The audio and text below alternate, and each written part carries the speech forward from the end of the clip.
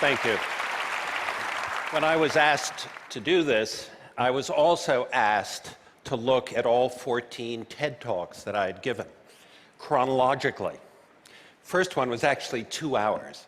Second one was an hour, and then they became half hours. And all I noticed was my bald spot getting bigger. Imagine seeing your life, 30 years of it, go by. And it was, to say the least, quite a shocking, for me, quite a shocking experience. So what I'm going to do in my time is try and share with you what happened during the 30 years, and then also make a prediction, and then tell you a little bit about what I'm doing next. And I put on a slide where TED 1 happened in my life. And it's rather important because I had done 15 years of research before it, so I had a backlog. So it was easy. It's not that I was Fidel Castro and I could talk for 2 hours, or Bucky Fuller. I had 15 years of stuff, and the Media Lab was about to start. So that was easy. But there are a couple of things about that period and about what happened that are really quite important. One is, now you're going to see some interesting topics like computer-aided design, or when we start looking at machine learning or AI. This is the part where it's not necessarily new, but what we want to be focusing on here, folks, is to give you a real quick reminder on how we learn. And many people spend way too much time on the input. The input is just the book, where we want to spend much more time on the output. And the output is applying it, practicing it, sharing that knowledge with others. And so as you're going to realize that we are in a day and age where we have been connecting the last billion of people that are globally distributed across, very rural countries, like, a lot of African countries where, we've got, I was just looking at some of my old cell phones, and I'm looking at these things, I'm going like, I've got so many damn cell phones. And of course, they're all old. You're not going to normally use them for anything, but some of these people will absolutely probably be able to make use still of them.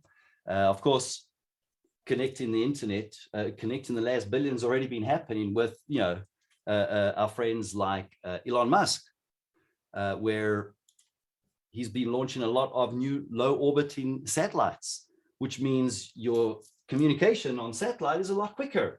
Other than that, in the old days, it was taking you, a lot longer because your higher station satellites would take a lot longer for your signals to get there and back. So we are seeing some big movement already in the civilized, world of what we call technology. that it was a period when computers weren't yet for people. What? Computers weren't yet for people? Right, so you can tell this is really way back in the time, but when we start looking at where computers are now, folks, well, we know they tiny, microscopic in some cases, systems, right? Not very powerful, of course, but this is the part where things have changed rapidly. And when we made mistakes in the past, we now have to get the newer generation to be aware of those mistakes so we don't make the same, or we don't keep making the same mistakes. And the other thing that sort of happened during that time is that we were considered sissy computer scientists. We weren't considered the real thing. So when All right, okay, so that was in a time where way before me then, because they were considered sissy computer scientists. Interesting. I'm going to show you is, in retrospect, a lot more interesting and a lot more accepted than it was at the time.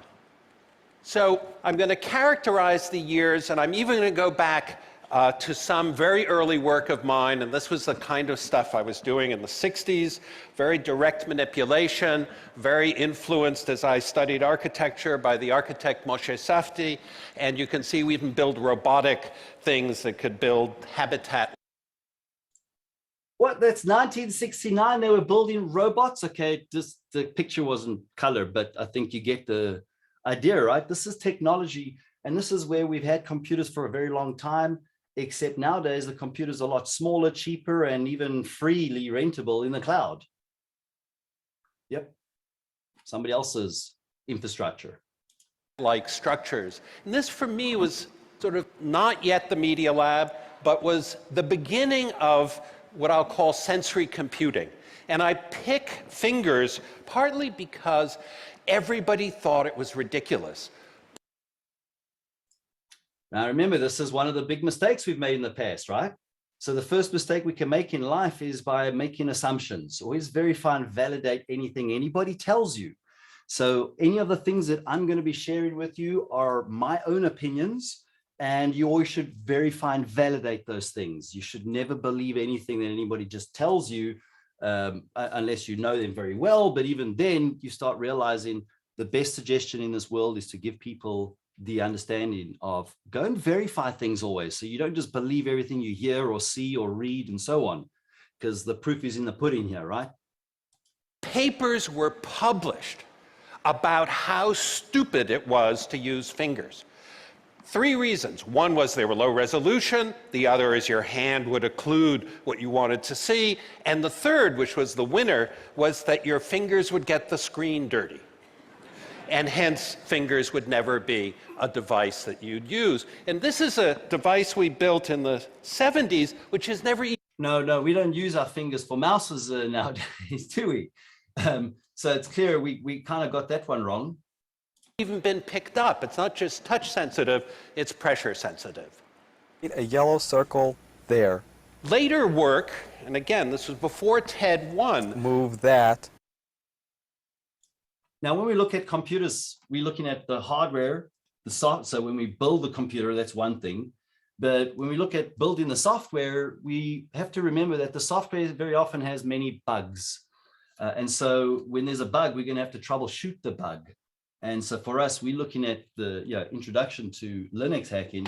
We're going to make sure people understand how a computer functions first, because the big weaknesses in the industry right now are that we've just focused on passing a certification exam, which is absolutely fine. But remember, those certification exams are testing your theoretical knowledge, right? So you've been examined on, did you read the book? Remember, that's your input, and the input is important.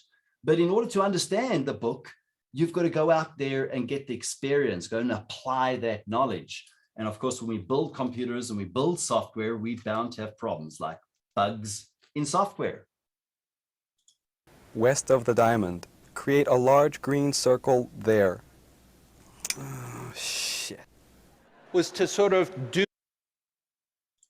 That was an example of a bug. Do interface concurrently. So when you talked and you pointed and you sort of had, if you will, multiple channels. Entebbe happened, 1976. Air France was hijacked, taken to Entebbe. And the Israelis not only did an extraordinary rescue, they did it partly because they had practiced on a physical model of the airport. Aha, practiced the physical model of an airport. Okay, we're going to be using Linux today, folks. So what we're going to be using is a Raspberry Pi operating system. And we're going to download the files you would need. So if you don't have them already downloaded, we will be doing some hands-on, and we'll be building our own models to practice in. So the resources that we're going to be using throughout the session is going to be Raspberry Pi OS. And one of my favorite new websites, well, I wouldn't say new websites now, but one of my favorite places is Try Hack Me. And Try Hack Me, you can go and set up a free account where you can practice for 1 hour each day. So you will actually be able to practice and go through wonderful lessons. If you go along and look at the Learn section, and let's say we want to go along and look at learning Linux, you'll see a lot of the material. I'm not rebuilding any material because we already have it there available for free. And so this is the part where when we start realizing, how do people learn? Well, they learn by obviously the book, reading the book, or going to a lecture and so forth, right? They've got the initial input, the knowledge, and then they learn with that knowledge they've got to apply that in building the system or setting it up. And as we'll then progress, we'll be looking at hacking in to a vulnerable Linux Ubuntu server later on. So we'll be able to go through a lot of different fundamentals, as you'll see in TryHackMe, what these rooms look like. Now you would have to create an account, and you'll see a lot of these have even got videos covering exactly what we're going to be talking more about shortly. But we want to make sure we get everything set up, ready for us to be building our model. So we can use TryHackMe, but because TryHackMe only allows 1 hour of lab time per day, of course, you can go in and then access all of the books and all the tutorials and all the information they have there, but they're only going to give you 1 hour of lab time a day. What that means is when they get you to go and do something, you're going to have to use their machine, their server where you can actually target, as an example, or you'll have the server that you'll target as well as your own hacker machine in the environment. I will be going through demonstrating some of that later on. And of course, this is just giving you some of the fundamentals. And then the other resources that we want to be using would be like your Debian reference manual. I'll put that in the chat. If we need to reference anything regarding Linux, we will. So we're just warming up right now. And the focus here is reminding people how we learn. Because they had built the airport, so they built a model in the desert, and when they arrived at Entebbe, they knew where to go because they had actually been there. The US government asked some of us, 76, if we could replicate that computationally, and of course somebody like myself says yes immediately. You get a contract, Department of Defense, and we built this truck. All right, now, of course, when we're looking at those files, I forgot, I didn't see, there's no link there. If you want to install Raspberry Pi, you can install it in a virtual environment. So you don't have to have a physical Raspberry Pi. So let me go down to the software and let everybody just relax now. You can use VirtualBox, VMware, whatever virtualization you like. But the software, if you click on the actual software,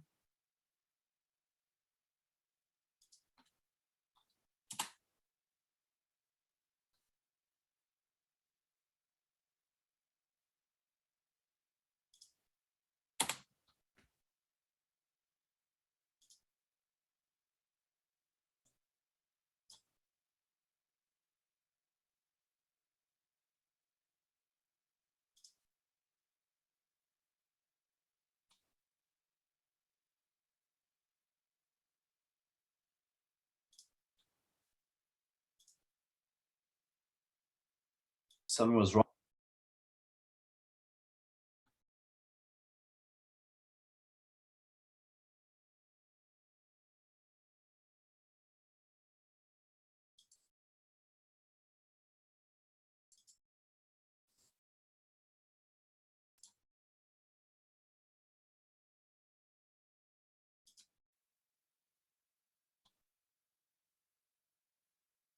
All right, folks, I do apologize. I think there's a storm about to be happening in my area.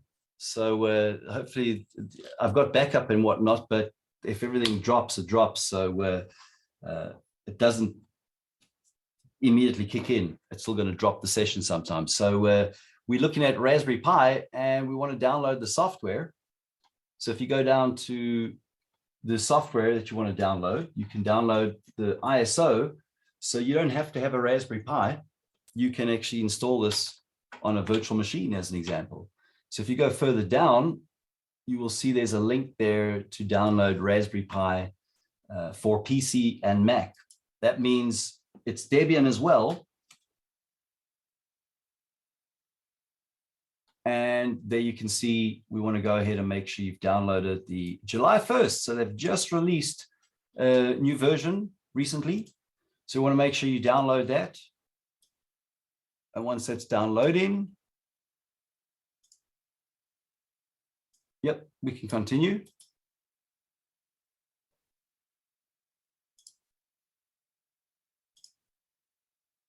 In this rig, we did sort of a simulation because you had video discs, and again, this is 76, and then Sort of many years later, you get this truck, and so you have Google Maps. Still, people thought, no, that was not serious computer science. And it was a man named Jerry Wiesner, who happened to be the president of MIT, who did think it was computer science. And one of the keys for anybody who wants to start something in life, make sure your president is part of it. So when I was doing the Media Lab, it was like having a gorilla in the front seat. If you were stopped for speeding and the officer looked in the window and saw who was in the passenger seat, oh, continue on, sir. And so we were able, and this is a cute, actually, device, parenthetically. This was a lenticular photograph of Jerry Wiesner, where the only thing that changed in the photograph were the lips. So when you oscillated that little piece of lenticular sheet with his photograph, it would be in lip sync with zero bandwidth. It was a zero bandwidth teleconferencing system at the time. So this was the So yes, we're looking at this going like, well, thank goodness it's not nowadays, right? So again, you just looking at a little bit of history where we've seen mistakes that were made, like when they went along and they invented the GPS at MIT and they didn't patent it, of course. I think everybody knows where the GPS is at nowadays. But really what I want to focus on here is, of course, the part that's near and dear to all of us, and that is helping others get skills and learn and whatnot. So this is a key point where these guys also did the one laptop per child globally. It was a global project. An experiment, and the experiment happened in Ethiopia. And here's the experiment. Experiment is, can learning happen where there are no schools? And we dropped off. Now, having a look at where these kids live, you can see very many of us are sitting very comfortably. These folks had no hot running water. They were very rural, of course. They were given devices without instructions. So no instructions on how to use them. Off tablets with no instructions. With no instructions, as you can see, that poor child's mother's looking at the kid going, I don't know what on earth you offering, what you're doing there. You can see where they live. You can see the environment. They have no electricity. They live in mud huts. Yet these kids, without any previous knowledge, were given devices that not only did they figure out how to use them, but they actually hacked Android on their own, without a teacher, without a book, without anything except the device to experience, to basically apply what knowledge you don't always necessarily have to get from the book. You can read the book or you can use the device. It's going to take you a lot longer, I'm sure. But these kids were able to learn without a teacher and without the books. So that seems very clear that people who are negative, when you think negatively, you create negative. So when you want to succeed, first of all, believe that you will be able to succeed. The problem is the effort. People don't want to make the effort, meaning they don't want to practice. They want to ride the bicycle once and then they want to become like, who was that super duper cyclist, Lance Armstrong? Or maybe that was a bad example because, you know, he didn't set some good, you know. Yeah, so I'm just watching the transcription there. It's really funny. I'm not actually saying a lot of those words, but the transcription's interesting when you've got an accent where, you know, I've lived in multiple countries, raised in South Africa, England, America, and well, that says it all. And let the children figure it out. And in a short period of time, they not only turned them on and were using 50 apps per child within 5 days, they were singing ABC songs within 2 weeks, but they hacked Android within 6 months. And so that seemed sufficiently interesting. This is perhaps the best picture I have. Kid on your right is sort of nominated himself as teacher.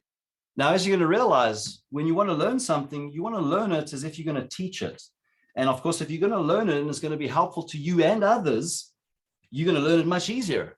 But if you're going to want to learn something so you can go and show off, well, good luck to you. It's going to take you a lot longer to learn. So these are things I had to find out in my life when I was, a much younger, very egotistical kid. But we all grow up and hopefully learn our lessons. The key point here, folks, is that we've got to look at the input of learning is read the book as an example, go to the lecture, right? But when we actually look at how long we retain that information, if we just read the book, 2 weeks later, you're only going to remember 10% of the information you read from the book. Whilst the books are very, very important, this is not a certification course. This is making sure that people actually got the skills. The certifications are there to certify that you've been able to study the history and you've passed the history exam. It's not going to, we don't employ people if they've got a certification. We've gone through that too long. What we do is we go through a skills assessment, a practical skills assessment, none of this gamified remote ranges of whatever else, right? Although they're pretty amazing, but we want to be able to be with a person and actually find out what they can do, not what they, have passed and what they've been certified as, because certifications are old as soon as you take them, very many of them, because the technology is evolving so fast.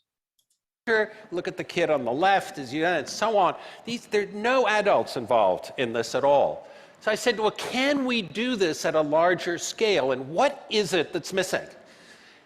Kids are giving a press conference. All right, so what is missing? The prediction is connecting the last billion. We've been doing that. However, the problem that we have right now on this planet, and some of you might know it because, you look at some of the states, Texas, that's my home state. Yes, you normally get pretty high over, triple digit figures, but it's getting very hot in a lot of other places. So whilst we want to be connecting the last billion, that is absolutely going to be happening. We are doing that, but we need to make sure the access as a human right is not going to be, affecting the rest of the other humans living on the planet. What are we talking about by that? Well, that's our quick warm up. Now we want to go along and look at somebody who's going to give us a little quick history lesson, and then we'll look at some crypto. His name is Paul Stamets. And we want to go and look at his little interesting talk. This is not about mushrooms specifically. Well, it kind of is, but what we're looking at this for is to understand what's happening in nature right now. If you're not aware of this, we are in our 6th extinction. I'm not here to make you fearful of anything or do any of those things. I'm just simply pointing out, these are the scientists. I'm not the biology scientist. I'm a technology scientist. But as we start realizing, if we want to hack anything, we need to understand that it's probably all connected, Mother Nature. So this is Paul Stamets, who's going to help us understand that the bee feeder that they invented to heal the deformed wing bee viruses are sponsored by Google. And it's also going to be used as our internet backup. So this does have everything to do with technology, folks. It's just making sure that people understand how the biology and the technology need to work more eco-friendly. Because if we're going to continue to just roll out more and more of these devices, we're going to need more electricity. And that means we're going to be, unfortunately, burning more dead trees. And the more dead trees we burn, or the more trees we cut down to burn, the more we killing humans, insects, you name it, because our planet is being affected by the irresponsible use of technology.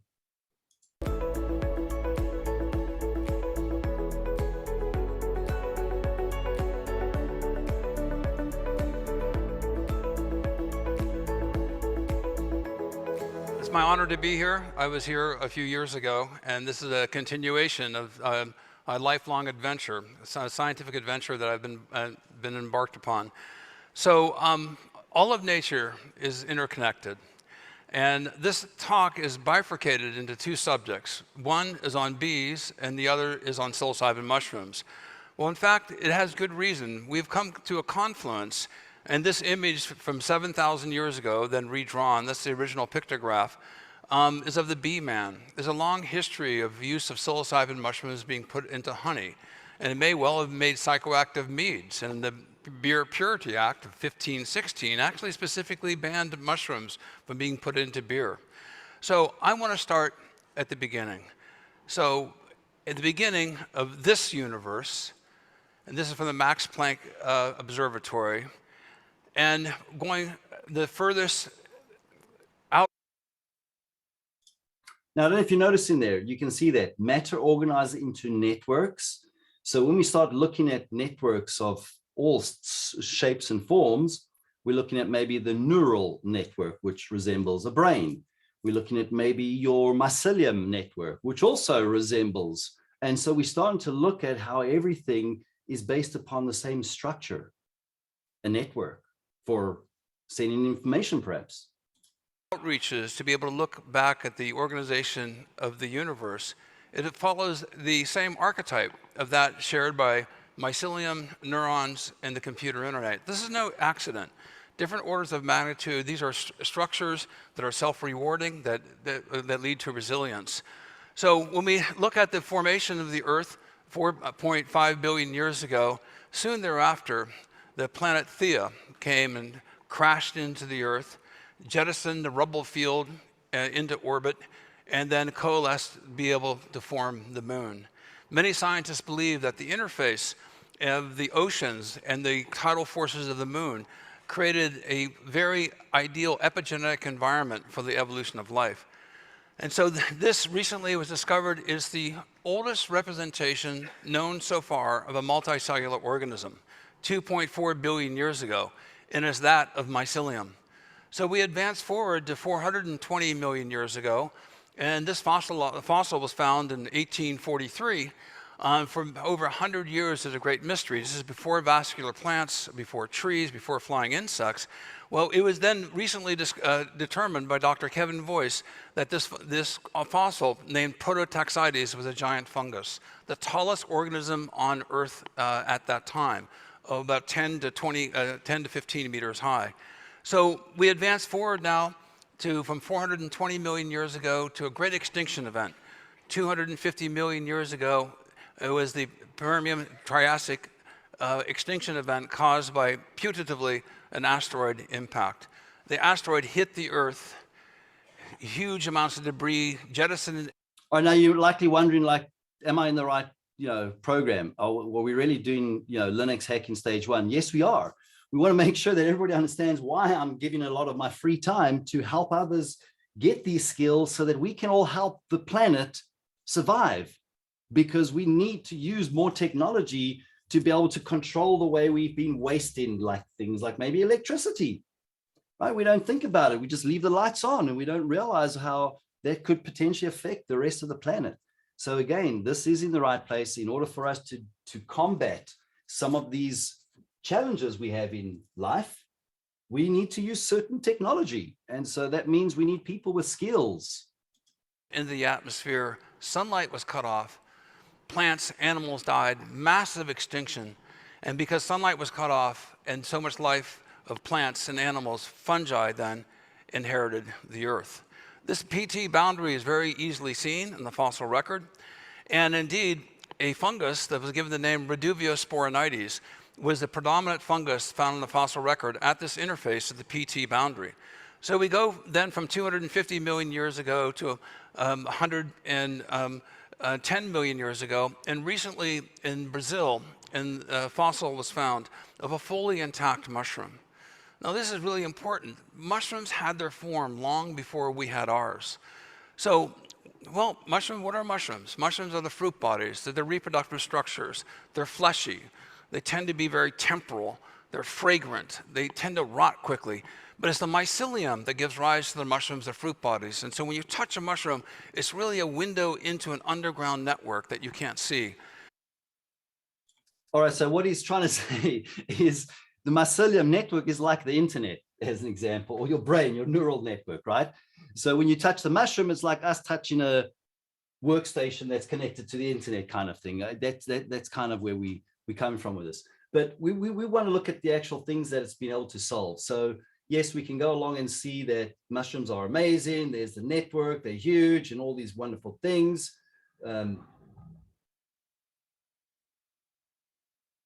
Yeah, we can skip past that. Now we can see this is all scientifically. This is not me. I'm just sharing information so the world understands that we need to use technology that is going to better behave with Mother Nature. So we are right now in our 6th extinction. That is fact. If you drive your motor vehicle, and I love to drive throughout the States, if you drive for, you normally have a lot of bugs on your windshield. Well, lately there's been a lot less bugs, literally a reduction of about 40%. So this is not maybe if or this is, we are in a very fast moving downward spin extinction if we don't change what we're doing. And so far, what have we done? Well, Russia and some of the other countries decided to let's go along and blow stuff up again, right? That's helping everybody. On this planet, in 100 years, that hundreds of million years to get us here, it is truly, we're at the critical evolution of species per year, because that biodiversity then will sustain their own progeny. So these are governing networks in the food web. Well, we now face another extinction event. And this is something that's really important to me. It should be important to all of you. We've now entered into 6X. We're losing more than 30,000 species per year in a genome of about 8.5 million species. Do the math, in 100 years, that's more than a third of the species becoming extinct on this planet.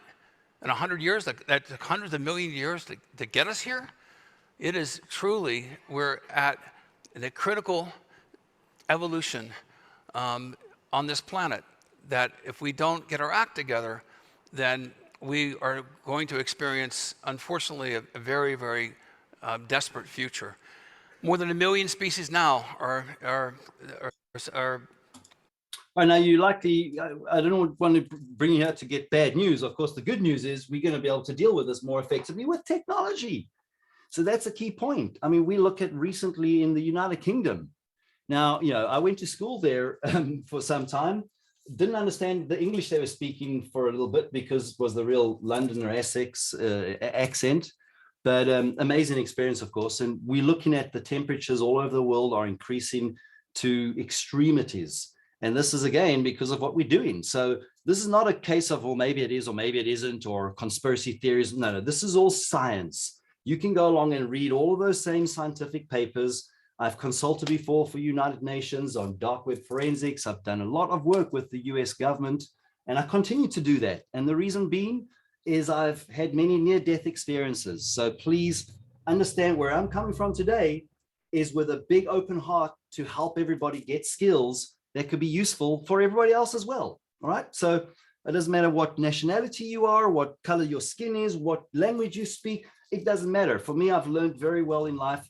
I'm not here to judge people. Nope. I've got to judge myself because, the reality is sometimes very different, perhaps, than what people might perceive it to be, because that is what we call the biology of perception. People only perceive things that they've experienced. They don't always believe it unless they experience it. And that's why we're going through hands-on learning. So we can see we are in a downward fall of extinction and we got to do something to change it. So what started happening is, well, if our fruit and vegetables not going to be able to be pollinated because our bees are sick because there's not enough electricity in the biosphere. Yeah, for those of you that don't know this, just remember you are a biological computer. You have electricity running inside of your body. The same as you may have done an experiment when you were a kid and you took 2 potatoes and you went to go and show that there's electricity in the potatoes. Yes, everything that is living, that is why we should be eating food that's live and not processed, because if it's in a package, it's being given chemicals, and these chemicals are not very helpful to anybody that's a living creature on this planet. And the deformed wing virus is vectored by the Varroa mite, Varroa destructor. And this mite came to the United States in 1984 from Asia, and it's like a dirty hypodermic syringe. It locks onto the back of bees. All right, so we're going to go to the good news now. So what Paul figured out was how to fix the deformed the deformed wing virus by giving it a mixture of mycelial and different extracts of. So if you get sick, and you have been getting sick all the time, ladies and gentlemen, I grew up in Africa as well, and we didn't eat a whole lot of processed food there because my parents couldn't afford all of the processed food. So luckily I was raised with a lot of homegrown food. But then when I was living in America for a long time, I all of a sudden developed ADHD, hyperactivity, and all sorts of other things. And I didn't realize, right? So like I said, folks, this is all coming to Linux. So this is a free course. If you're offended by this, ladies and gentlemen, you are welcome to leave. Like I'm pointing out, this is all based on technology. How is this based on technology? So we've got to solve the problem with the bees, right? We get that. We move a little bit further forward so we can see the success in some of these scientific experiments, patents, right? So he's been helping the population, right? So what does this have to do with, oh, here it is. We've got this bee feeder. This bee feeder is turned into a Google. This is our backup internet access, ladies and gentlemen. So let me introduce you to the technological part of this presentation that, again, people have to understand that we've got technology that can help us solve problems. A computer system is there to help us solve problems. We are problem solvers, whether it be something that is connected to Mother Nature or it's something that is a dedicated computer system. With sugar water and also reduce their viruses. And it helps wild bees, bumblebees. So we are now, thankfully, thanks to Sergey Brin. Sergey Brin, thank you very much. Well, I don't know about if we should all be thanking Google. I don't know about that, though, because they've been fined a lot of bad, they've been fined for a lot of bad things they've done in the past. But hey, we know they're all pretty much the same, whether it be Google, Facebook, with those big, technological companies. So yes, Google's ex-company has sponsored their bee feeder, and it's been turned into an IoT as well as a backup for internet access.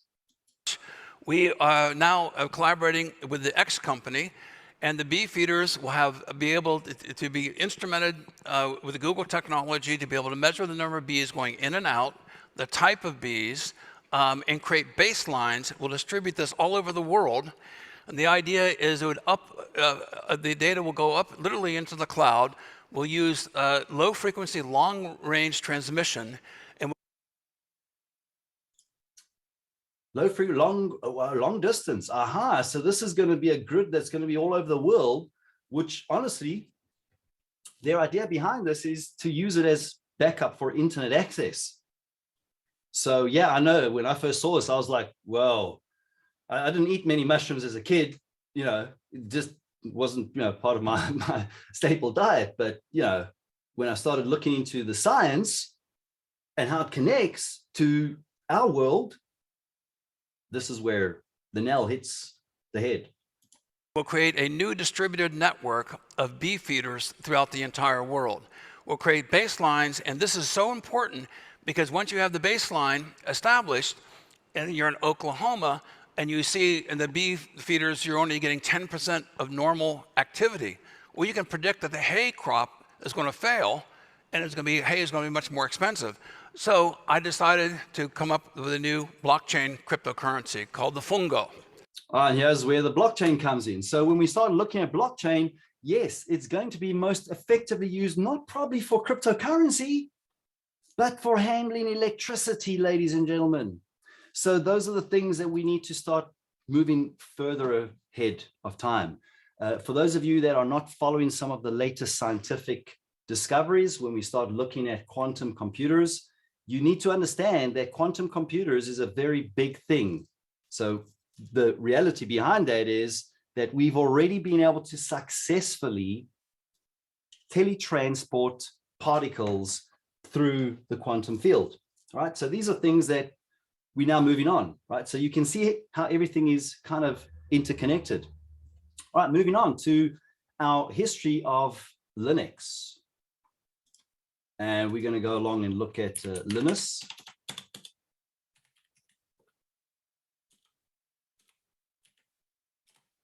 Linus Torvalds. Yeah, we want to go and look at him introducing Linux 1 to us. Now, I know it was a long time ago. Remember, ladies and gentlemen, this is not your traditional class. This is a get together on a Saturday and let's cover technology, right? So if you're expecting a course where you're going to get your PowerPoints, yeah, we're not doing it that way, folks, because everybody's been focusing on the input and we've got a huge exponentially growing shortage of skills because people have gone to go and get their egos boosted by going to get a new certification, but not with the skills they need, right? So this is the part where we now realize certifications are great, but you still got to have the skill.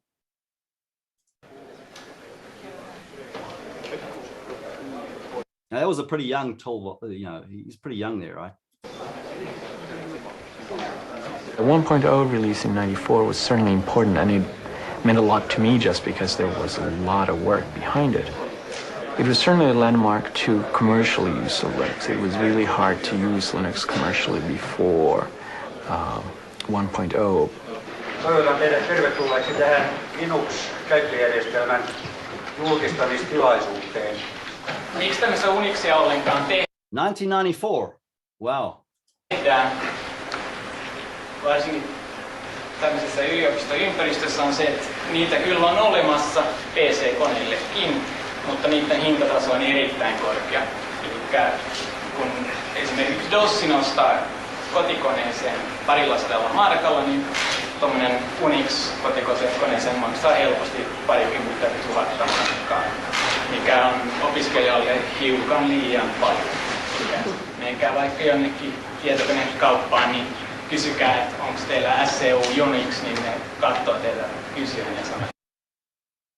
I think what you're likely seeing is that the translation is not working so well. Of course, I'm showing you that on purpose, right? Because all technology is sometimes with certain bugs. All right, so we'll move forward. Now, the key point here is Unix was, or still is, of course, it's, you got to have a license for it. So it's not free. And we're using a lot of Linux, which is open source free. So like I said, this is Linus. But let's take you through to a slightly newer version of Linus. Dreaming in 4 seconds.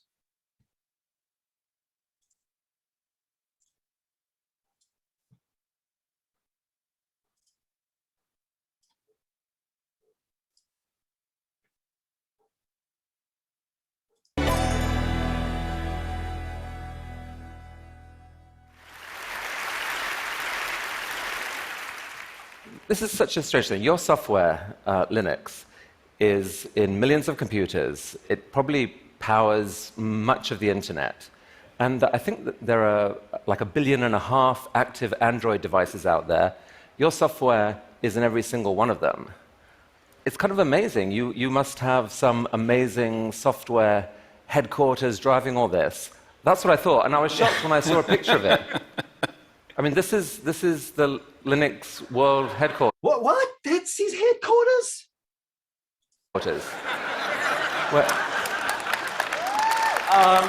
Yeah, it really doesn't look like much. And I have to say, the most interesting part in this picture that people mostly react to is the walking desk. It is the most interesting part in my office, and I'm not actually using it anymore. And I think that we're likely getting a good feel for what we're covering. All right, so now we want to get into installing our operating system that we've just downloaded, which was pretty easy.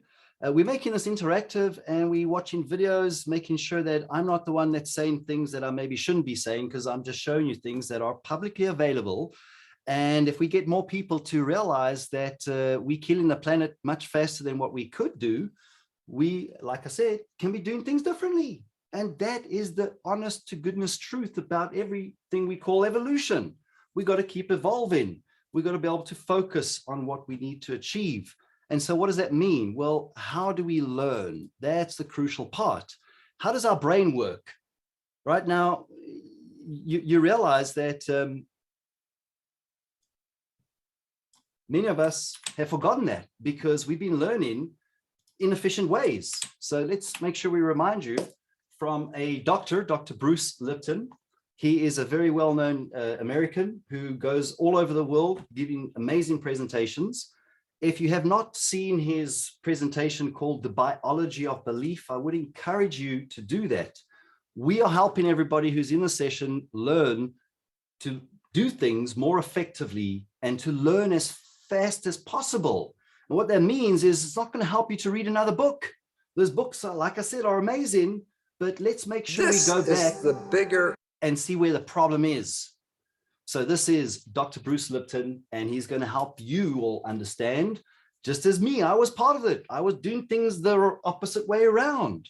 And so now we're short of skills.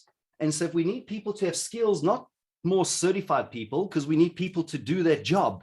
Right now, if you haven't been following, in the United States of America, which is one of the very few countries that are capable of using technology to a level that most countries could only dream of. Right now, I'm saying that because a lot of those other countries are still very rural. And I'm talking maybe more about some of those African countries. So this is going to help you learn more effectively to do things that you didn't think you could do before. All right. And later on, I might show you another secret little, well, it's not really secret. It's been around for thousands of years, but the British found that we have a second brain. And so, for me, I was like, well, what? We got a second brain? If I've got a second brain, I want to know about it so I can use it. Monkey wrench in the system.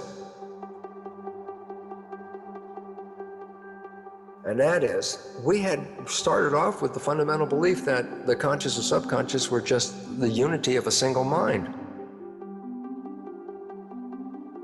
So if the conscious mind became aware of something, then the subconscious mind should, of course, follow along with it as well, because they're both together. It's two separate minds, but they learn in different ways. Here's the critical part. Conscious mind, being creative, can learn in a creative fashion. Conscious mind can read a self-help book, and after one reading.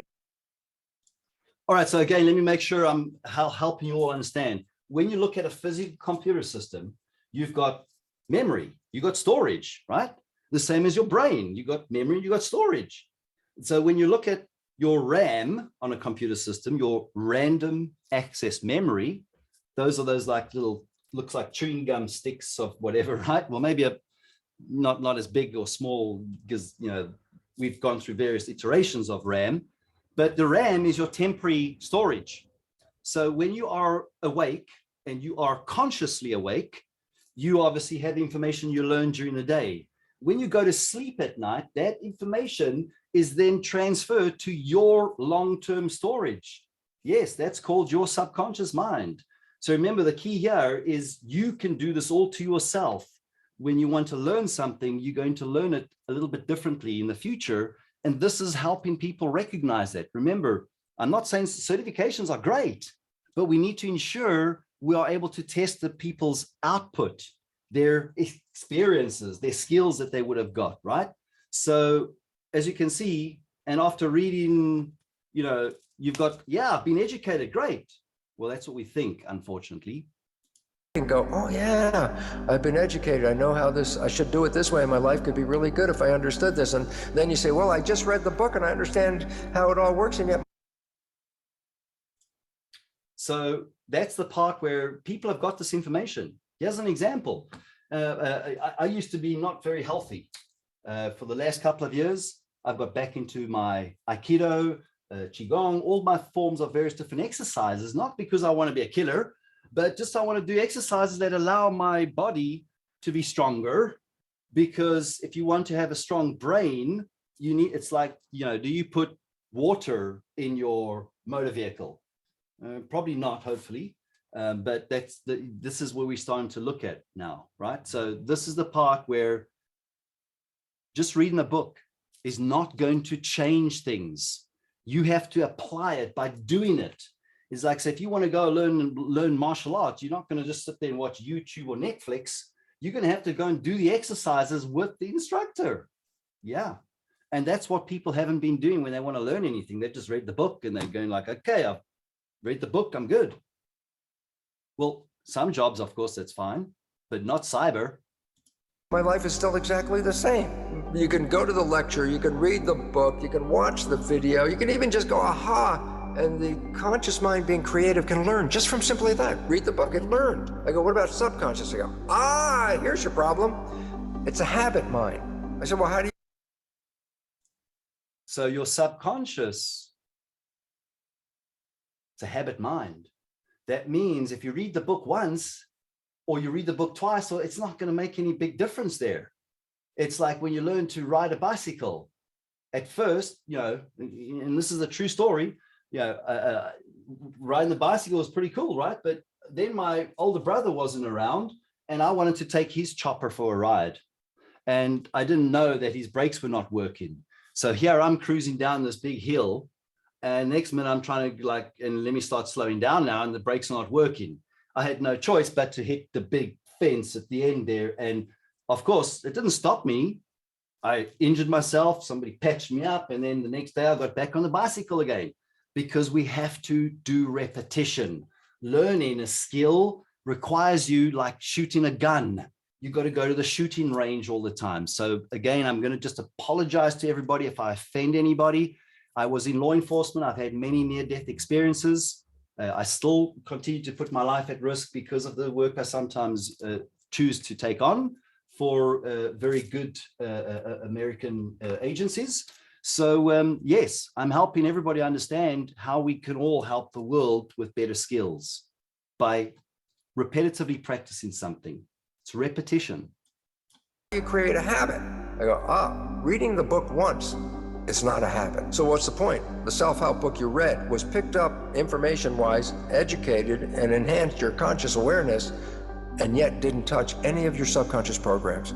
You have the same behavior you had before you read the book, after you read the book. Why? Conscious mind learns by reading the book. Subconscious habit, you don't learn from that one reading of the book. So the next time somebody's going to read you a book or read a PowerPoint slide to you, you want to just inform them that, you know what, that's great. You got to have some conceptual understanding. I'm not saying don't look at some slides, but the problem is a lot of learning happens in traditional, settings. Worse now with online learning, where everybody's a bit lazier. So they just sit there, and after 15 minutes of somebody talking about the book that you should be reading and you're not, it's like, yeah.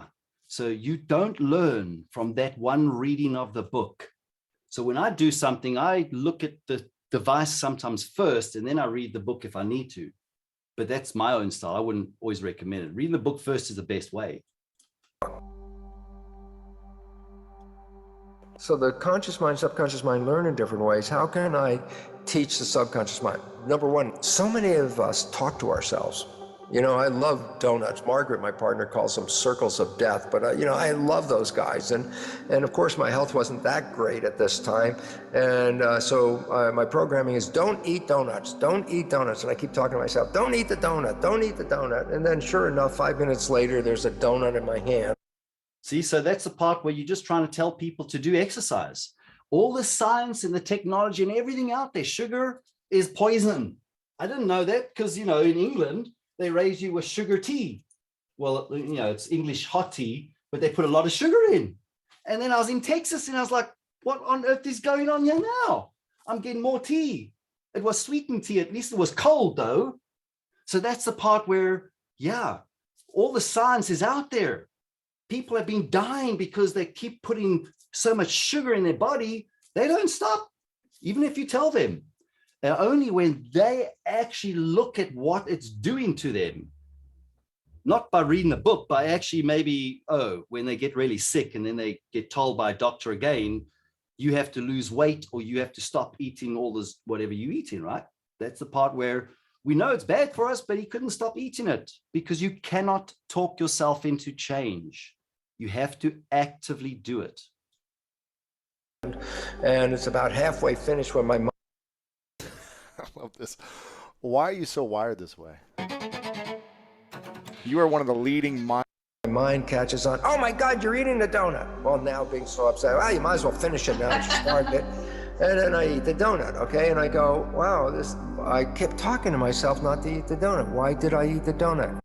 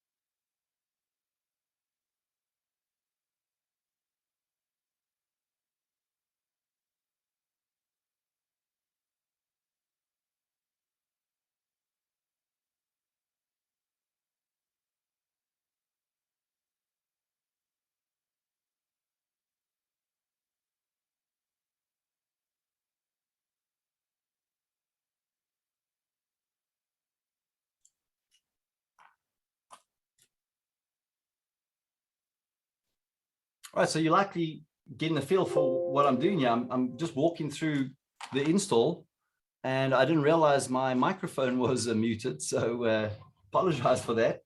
If you missed out, all we're doing was pointing the technology that we're using is virtualization. So almost like your subconscious versus your conscious mind. It's part of your same system, but this is like we've got a physical machine, and I'm now installing a virtual machine to be running inside of my physical environment. So I'm going to go ahead. This is VMware Workstation, and I'm going to go File, New Virtual Machine. And I'm going to go through this little wizard to set up our Linux machine. And then we're going to also download a virtual appliance where we're going to get you to download your hacking machine. It will actually hack into an old Ubuntu server. So we've got to go along and point it to the location.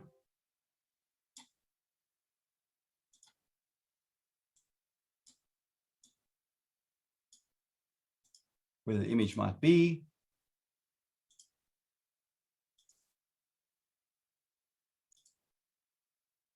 And mine came back saying, could not detect which operating system is in this disk. So this is where you would either need to know yourself, which if you're installing it, you would normally know what operating system you install in. So Linux is free, And this is Debian, of course, as you can see. I'm not sure what version it is, but I'll just use Debian 10. Of course, we could have gone and looked at the Raspberry Pi website, and there we can see, okay, it's Debian version 11 actually, or even better. So VMware only went up to 10, as you could see. So yes, virtualization is great, but it's not always catching up. So VMware has only got up to Debian 10. So we'll select next. And we're going to call this Raspberry Pi 2022. And this is going to be your hacking machine.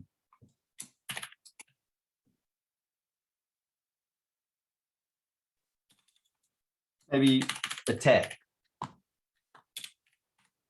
And a date if you want to give it a date, but whatever, right? Your attack VM.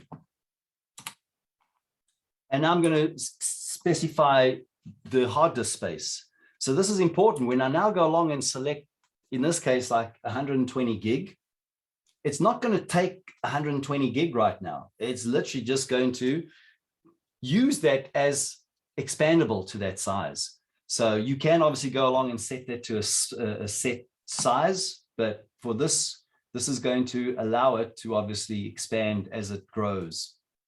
And then you could even go ahead and customize your hardware further, which I'll do next, but first I'll say finish. So it's giving me some of the basic details there. Now it's not installed yet. So when I go ahead, I'm going to maybe give it some more memory. So I'm going to go and maybe give it 4 gig of RAM. And let's go and give it a couple more processors. So maybe 4 processors. Awesome. And now we'll power that on. So this is going to be booting first from the DVD or CD, and we can go ahead and choose to run with persistence, graphical install, or just the normal command text install, or install with speech synthesis. So I'm going to go ahead and do a graphical install. That will be easier for everybody.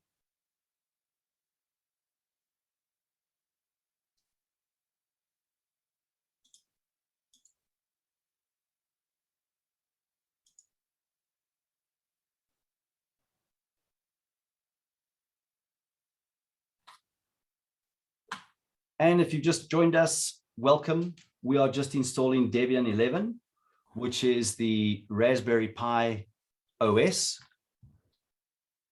I'll put a link to the latest version of the Raspberry Pi OS. There's the link. And I'm going to go ahead and just select American English.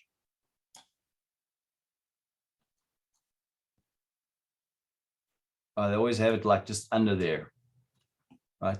So of course it's, you know, Raspberry Pi has been built by British folks. The software obviously is Debian, but they had it defaulted to British key map. So change it to American.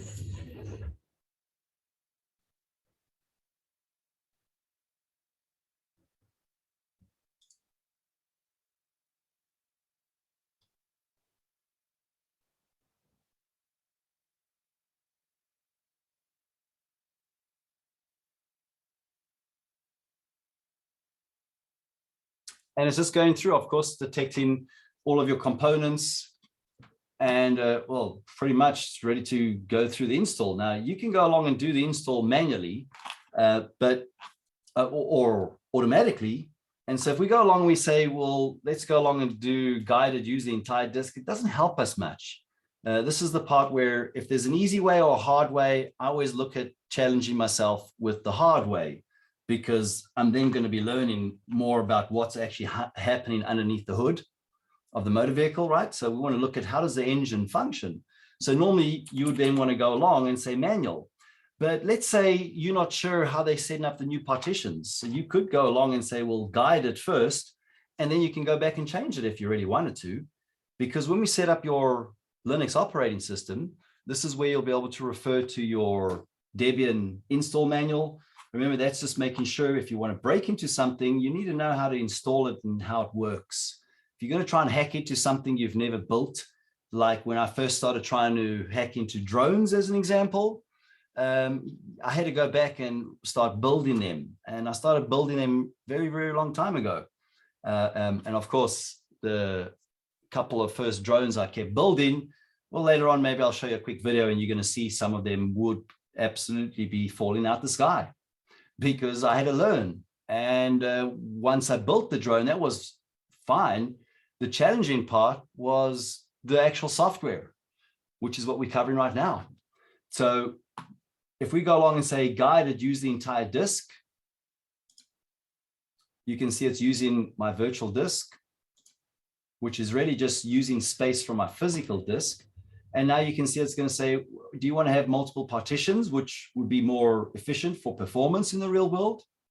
For simplicity, we're just keeping everything on one partition. And so, oh, there you have it. So there you can see how they actually intend to set up your partitions. So you've got primary partitions and you've also got logical partitions.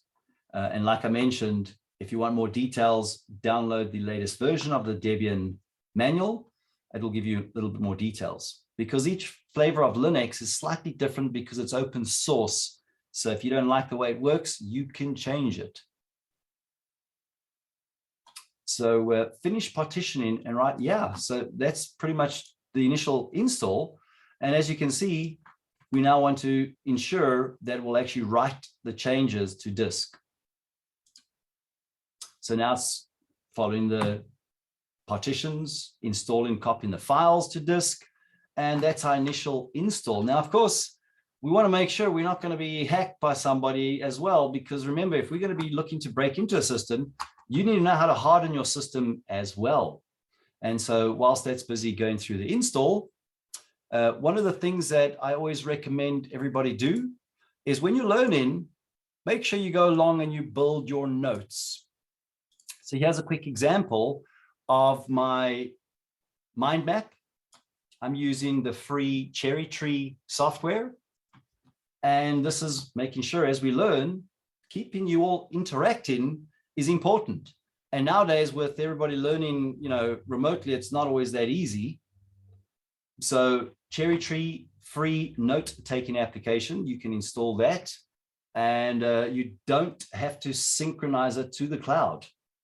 Right, so once it's a mind map that uses a SQL-like database. So as we go through some of the resources today, you will see I've already prepared everything for you folks. All right, but if I just give it to you, you're not going to have really learned anything. So I always recommend, especially with today's day and age, you go along and set it up yourself. So that way you don't have to be downloading files from somebody else if you don't have to. You've got to start thinking more security conscious, right? And then some of the learning tools, as I pointed out, you can see there your Try Hack Me, set up a free account, and then showing you all the various different things you can learn. Now, even the Premier account for $10 a month. Oh my God, this is just amazing. And like I said, I don't work for these people. I don't know them. I've never met them. I'm not connected to the Try Hack Me folks in any way, shape, or form. What I'm here to do is help people learn. And even if it means teaching the most important asset a human being has is your time.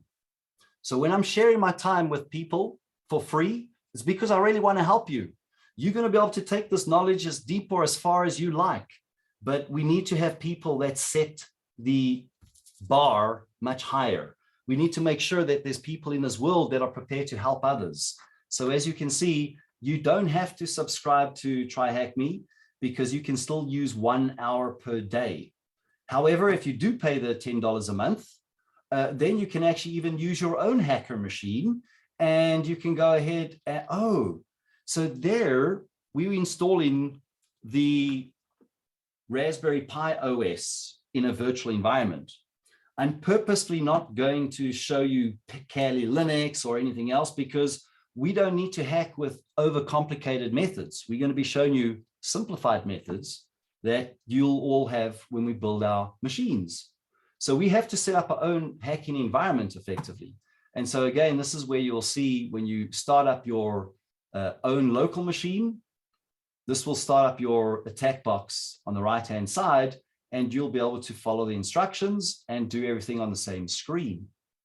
So there's a fundamental Linux part 1, 2, and 3. That's amazing. We will be going through that as we have our Linux machine up and running. But you might have noticed we're going to be missing something here as well. So under the software, you can see we can download the Raspberry Pi. Back when this was done before, you could see it was still the slightly older version of Raspberry Pi OS. So it's been updated recently. And then you can also download other different types of flavors. So if you want to go along and set up Kali Linux on a Raspberry Pi, you can. Kali Linux is really just a group of experts that got together and built Debian with a lot of the hacker tools pre-installed. All right. The other system that we're going to need to do, we're going to have to download this, is the Metasploitable. This is going to be our server, our old Ubuntu server. I'm using a very old server like this for the main reason that everybody can run it very easily because it doesn't need a whole lot of processing power and memory. So if you go down to that website, all you want to do is download that zip file. That zip file is what? Less than a gig in size. All right, so you want to make sure you download that zip file. And just in case you didn't see that, Metasploitable is an intentionally vulnerable Linux virtual machine.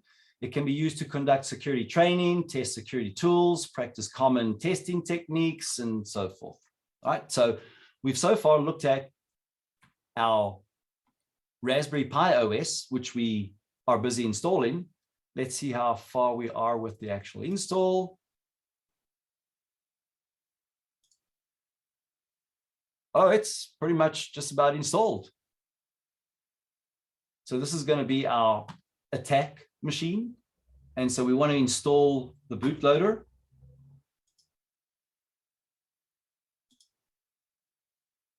That's just your partition that you chose, well, that I chose there.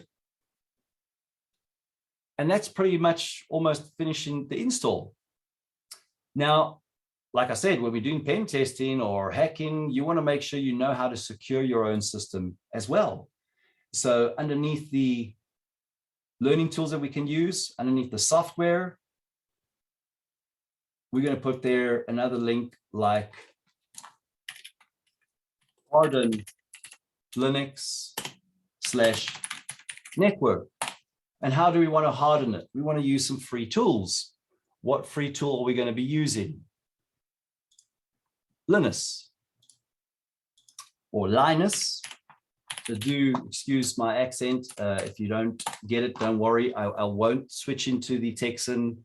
It gets worse. Y'all, no, we'll just stick with my weird English type accent. So this is called Linus.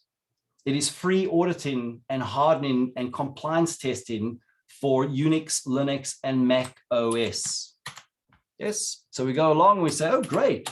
Now we go back to our notes and let's start putting this in. Great. And this is how we want to make sure we do things repetitively so we remember it.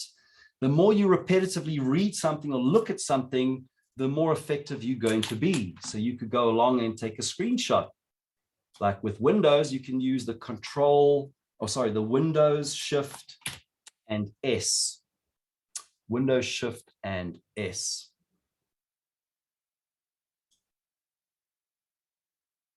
And there, of course, you can just grab that if you like and put that in your notes as well.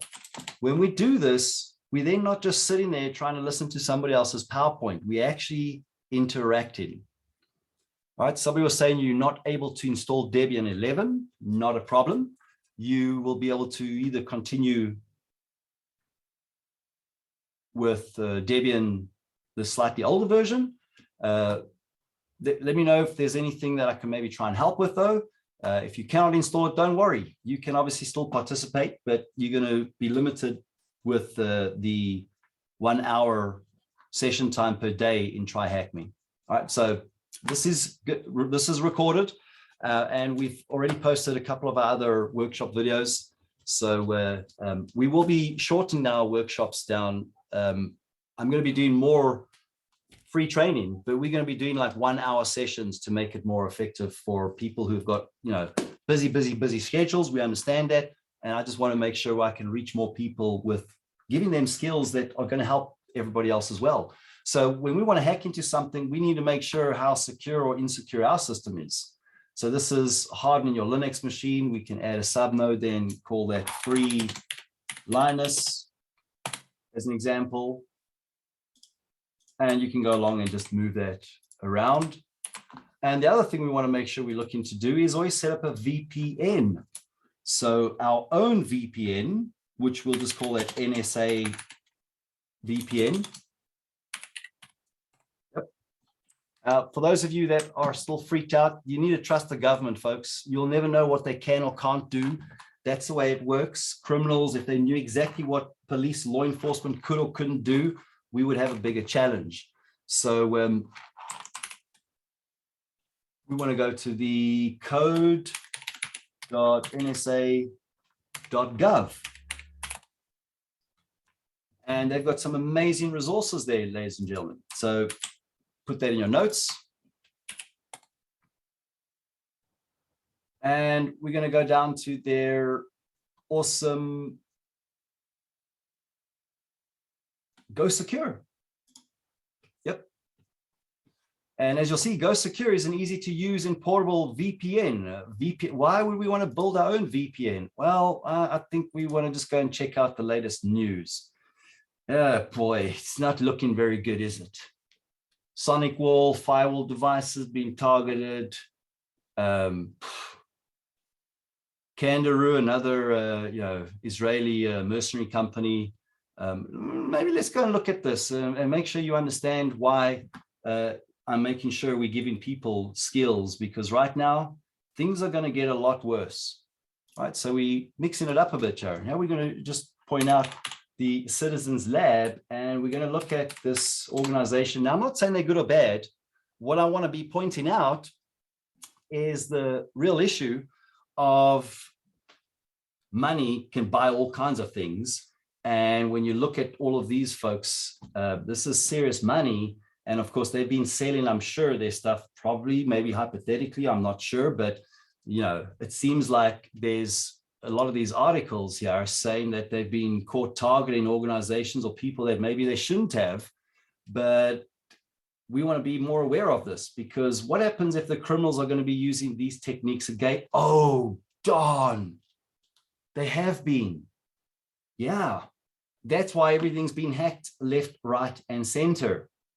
So when we go along and we look at some information about these folks, as you can see, we need to start using a lot more Linux machines. I'm not saying Linux isn't exploitable, because it absolutely is, but a lot more of these mercenary type companies have a lot more weapons for Windows systems and then mobile platforms. So when we go along and we look at their actual quote, which you'll find pretty humorous here, when you look at the price tag, you'll be pretty shocked. So we go down. Now remember, the criminals are very well financed, right? So Windows, iOS, and Android. I don't see Linux there, which is a good thing. So you want to definitely be making sure you know how to harden your own Linux machine.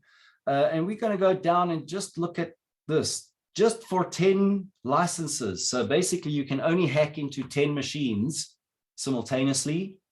Your total price quote before the discount is 23 million euros. That's probably about 25 million, no, maybe less now because the euro is dropping, I think.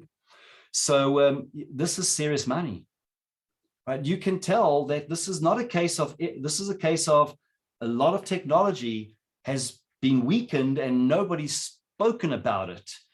Here's another quick example. Why are we making sure you've got better skills? Let's have a look at what they've been selling at Walmart. Again, I don't want to sound like I'm targeting any one, culture. I want to respect every culture. So this is just the geopolitical craziness happening right now. This article was from 2020, by the way. So as we do now installs and we're building things and we're taking notes, yes, we're multitasking. So, we didn't take note of that, did we? That Go Secure. Oh, we went there and, there's the documentation.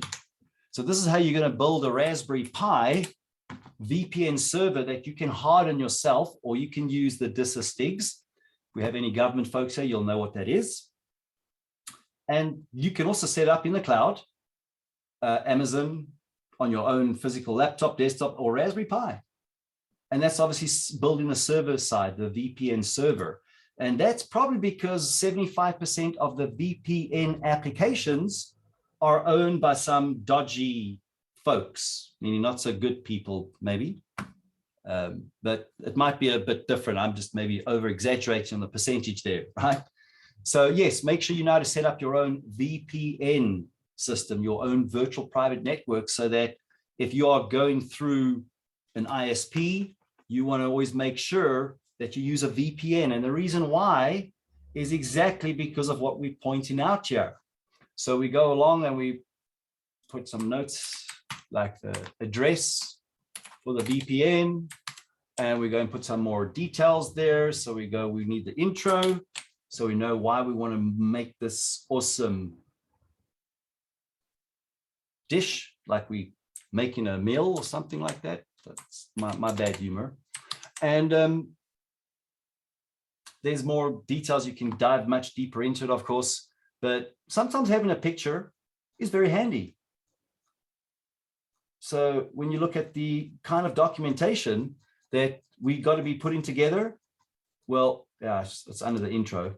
You'll look at the folks at the NSA are amazing. When I can get to their notes. There we go. Oh, awesome. Really slick.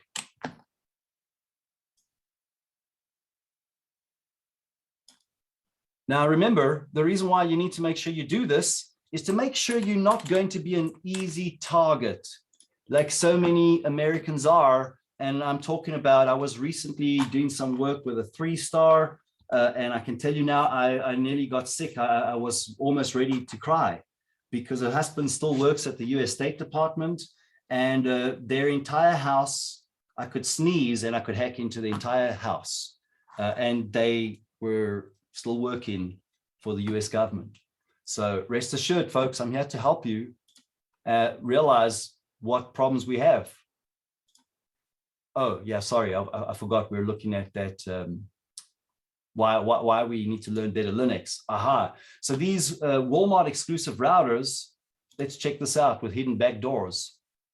The hidden backdoors, by the way, come as a bonus. It's not. Let's imagine I moved to a new place or had to replace my router for some reason. I need to get online as soon as possible, and so I'm looking for a router. Now, if I'm like most people, and usually I am, I'm probably going to be looking for a cheap router that's easy to install. But I'm not going to go to just any place to find it. So I head over to Amazon, and I see the top-rated routers with the lowest prices. Wavelink looks good. Read the reviews, everything seems fine. Click the order button, and that's that. Looks fine, sleek, modern, capable, a little cheaply made, but not surprising given the price. Now these evil Nazis are not going to shoot themselves, so I need to set up my router as quickly as possible and get started on my game. Bam! Everything is set up. I have the internet, game going well, end of story, right? Not so fast. While I may have paid a small price for that Wavelink router in terms of dollars, what I end up paying is actually much bigger. In fact, it's... So one of my favorite statements are, you pay peanuts, you get monkeys. This is what we get in life. If you don't put enough effort in when you want to learn something, you're not going to learn it very well, folks. So you get what you pay for. Huge, and that's because of the hidden backdoors placed within these Chinese-made devices.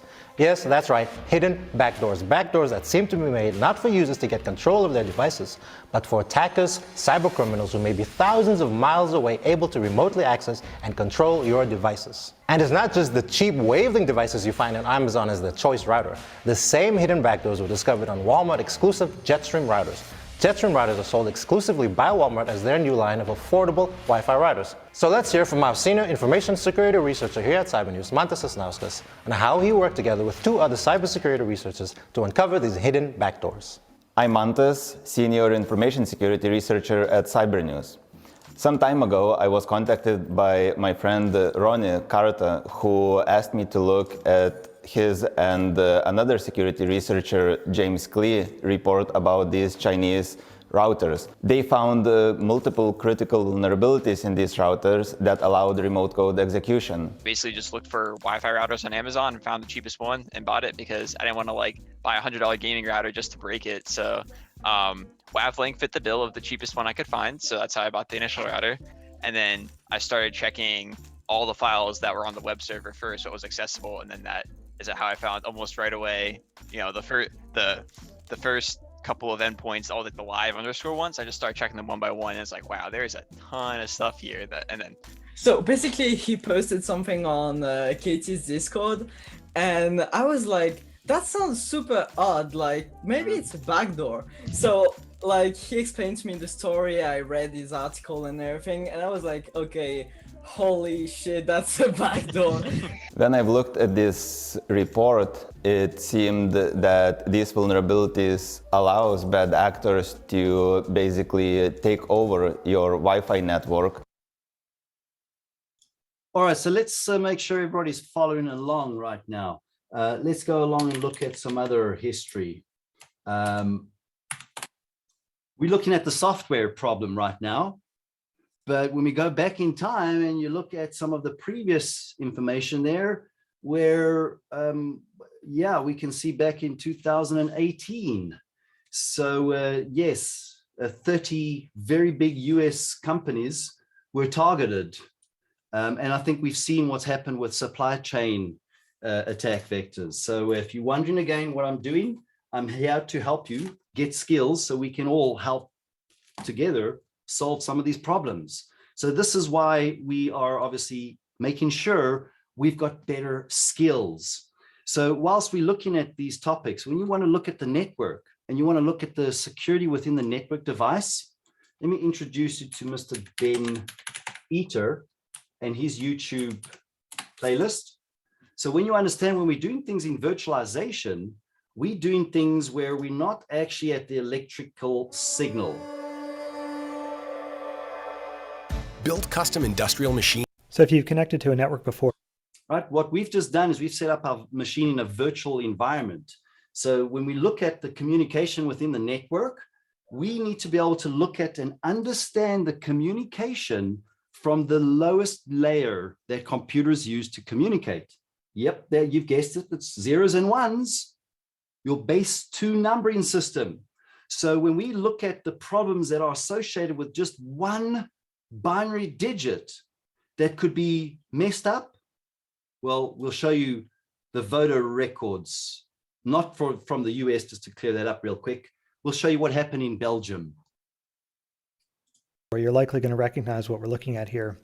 These are pictures of a cable that's used very often to connect computers to a network. And this particular... Now remember, imagine that router, that wireless hotspot that you purchased. If you're coming from foreign countries as well, yep, those were very much available through Amazon. So that meant if you were in India, you would be buying potentially, backdoored. Well, they call it undocumented features, but I think the general consensus is backdoors. So remember, we're looking at those devices.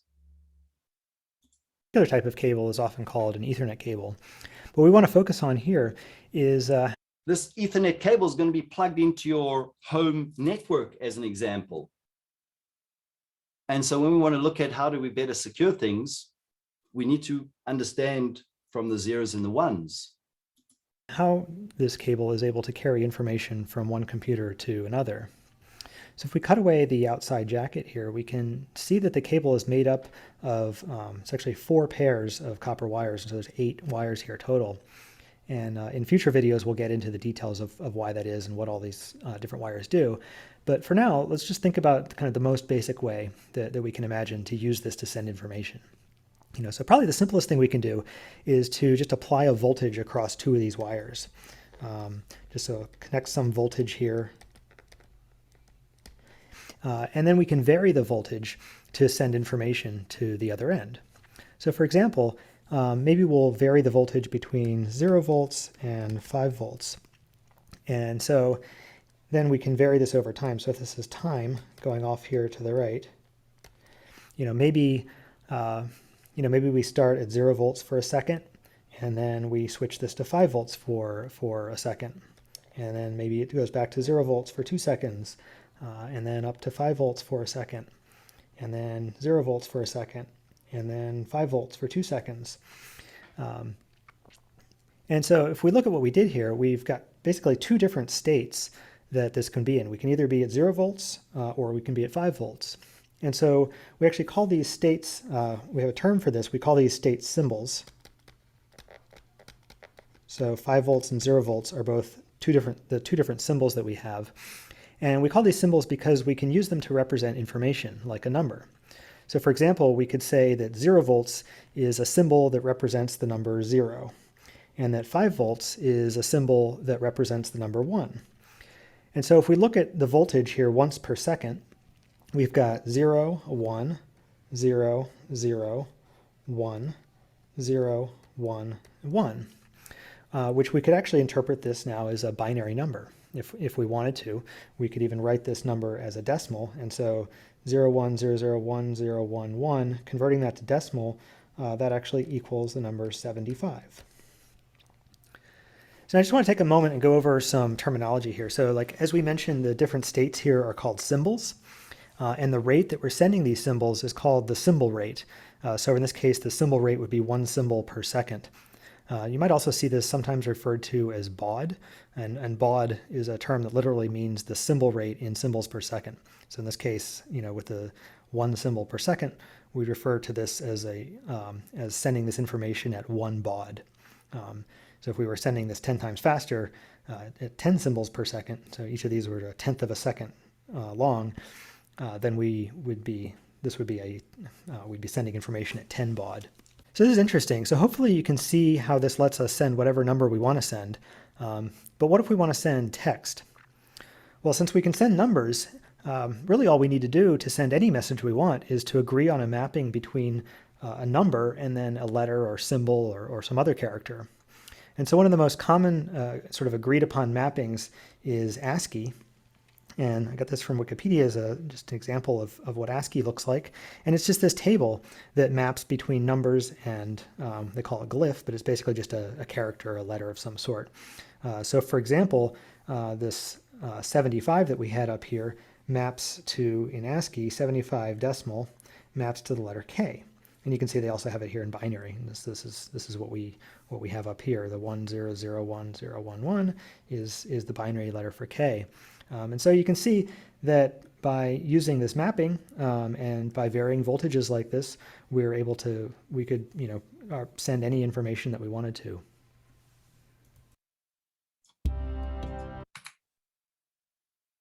Right, so they're pretty crucial. You now start realizing, now what does this have to do with some of the things that we're going to be dealing with? Well, absolutely a lot. But we're going to first take a 10-minute break, folks, before we continue with this. So just make sure we go along and check how our installation is going. And then we'll just make sure you've got that set up. So the install should have been completed. And so before we take our quick 10-minute break, we'll let that complete. So it's going to just remove some of the things that were used for the live packages. And then we'll just go ahead and make sure we do all the updates. So we'll know that some of the packages that might be vulnerable or would need fixing or whatever else are going to be patched. But it normally doesn't take that long. This is a newer version, of course, install. So it's only been released 3 weeks ago or so. Come on, Debian 11, let's get a move on. I'll tell you what, let's go and take a quick 10-minute break and we'll be done by then. Oh, there you go. See, I was about to see. Just when I said, okay, let's take a break. Now it was like, okay, we'll finish and reboot. Okay. So we'll just let that reboot. And as you're going to see some of the fundamental Linux commands that we can be using, that's obviously going to be pretty crucial. So I'll let this load up and we'll take a quick 10-minute break in the meantime then, because it might still take a little bit longer. So let me bring up a timer.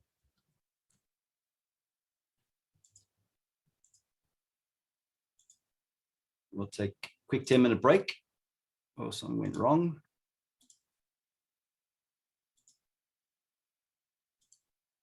I'm going to restart my device just to set the timer.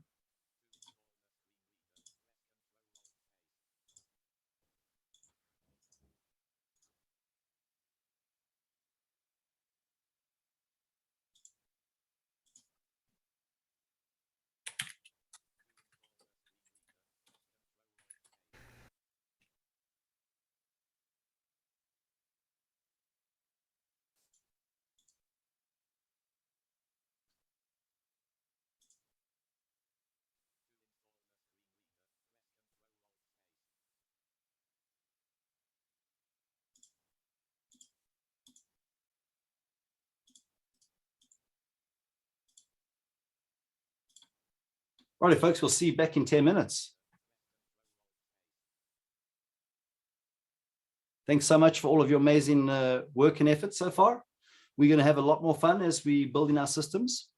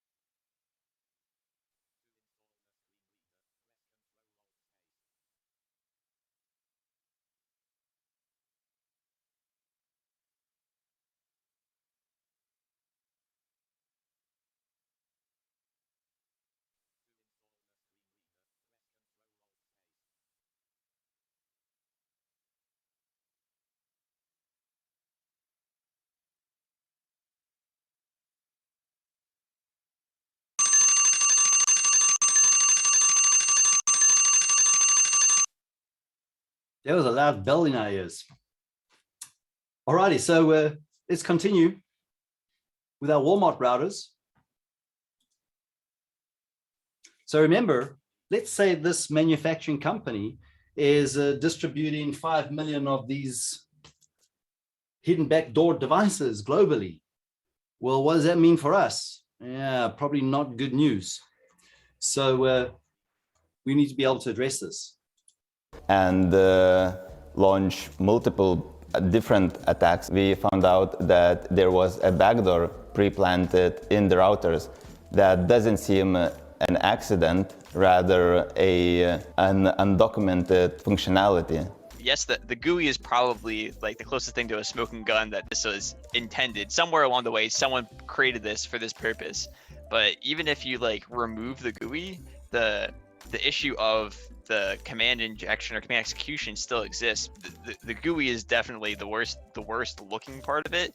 But even without it, like the thing is still set up for failure from the beginning. When we looked further, we found out that there is a script in the firmware that allows for nearby network discovery. Why would a router need that functionality, and why would it be undocumented? Now, one question you'll probably have is, what's the connection between the Walmart exclusive Jetstream routers and Wavelength? Seems pretty random, right? Well, when we investigated these companies, we discovered something interesting. Both Jetstream and Wavelength seem to be owned by a company named Winstars Technology based in Shenzhen, China. So let's talk about Wavelength. When we visited Wavelength's LinkedIn page, we saw that some of their employees listed their workplace as Winstars Technology Limited. When we went to Winstars' site, we saw that their listed company address is the same as Wavelength's company address. Beyond that, their products seem to be exactly the same. We then discovered that Wavelength is actually a registered trademark of Winstars Technology, which puts Winstars as the parent company. Now, let's talk about Jetstream. Although Jetstream appears to have signed an exclusivity deal with Walmart to offer their routers as affordable, there isn't a lot of information about them online. But when we looked at the products offered by Jetstream, we saw that they were very similar to Wavelength and Windstar products. And not only that, but their login pages had the same design. Whoa, so this was an exclusive deal for Walmart. Probably not that exclusive because we're very much looking at the way they operate. And when you go look at the code, I'm sure, yeah. So this is what we start realizing, folks. So we dug further and saw that the files within the routers themselves link Jetstream and Wavelength in multiple URLs. So Winstars being Wavelength's parent company, we assume that Jetstream is a subsidiary of theirs as well. Winstars doesn't have a lot of information about it online, which isn't particularly unusual for Chinese manufacturing companies. However, we see that Winstars' annual revenue is about $45 million per year, and their monthly capacity, meaning the number of various devices they produce each month, ranges from 1 to 2 million. So at 100% capacity, that means that there are 12 to 24 million Winstars Wavelength Jetstream devices being shipped all around the world every single year. Now, we should mention, of course, that the Chinese government is known for its surveillance programs. Its data retention laws require that Chinese companies keep data on servers inside the country and to give Chinese authorities unlimited access to that data. Winstars' own company page, by the way, indicates that it is involved in multiple government fully funded projects. This is all speculation, of course. We've attempted multiple times to contact the company. So you're likely getting a feel for that, right? So yes, we know we've got to make sure we got better capabilities to test our devices. So I'm very sure that very many of those devices are running some form of a Linux operating system. But to take this a little bit further now, I wanted to make it very clear to anybody who is just being recruited by fictitious methods. This is a Dutch cybersecurity consultant. He's working for a pretty big cybersecurity company in the Netherlands, originally called Madison Gurkha. As you're going to start realizing, this is what the Dutch intelligence services have been reporting, and a lot of the other European member states. So this is where a lot of campaigns are targeting people to try and recruit them, right? So they're using like resources through LinkedIn and social media and all sorts of other resources there. So this is again where what people don't realize is when, it could be, let's say, a government contractor that hasn't served in the military, that hasn't been in law enforcement or whatever else, and hasn't seen real bad action. I was trained for those things. So for me, I'm very happy with everything I've ever done in my entire life because I've always done it for the greater good of civilization. But maybe in my younger years, I was just wet behind the ears. So this is very important. You start realizing these are now serious campaigns, right? So if you want to read more about some of the things that have been happening lately, this is just in the Netherlands. And the reason why the Netherlands is maybe very different is people don't realize this, but in the Netherlands, the Dutch are very focused on human rights. I was an expert witness in one of the Dutch court cases some time ago. And basically, the other party was going to have somebody who had no digital forensic skills, qualifications, and so I made a pretty smart remark about, well, we could be listening to an expert presentation from the milkman kind of thing. And so I was merely kindly reprimanded by the judge who said, Mr. Burke, here in the Netherlands, we very much focused on human rights. And if the person believes they're an expert, we'll let them have their say. And of course, I was like, okay, Your Honor, not a problem. But the key point again with that is to understand that the Netherlands is a very open-minded country, right? So what we mean by that is the jail system is not like in America, okay?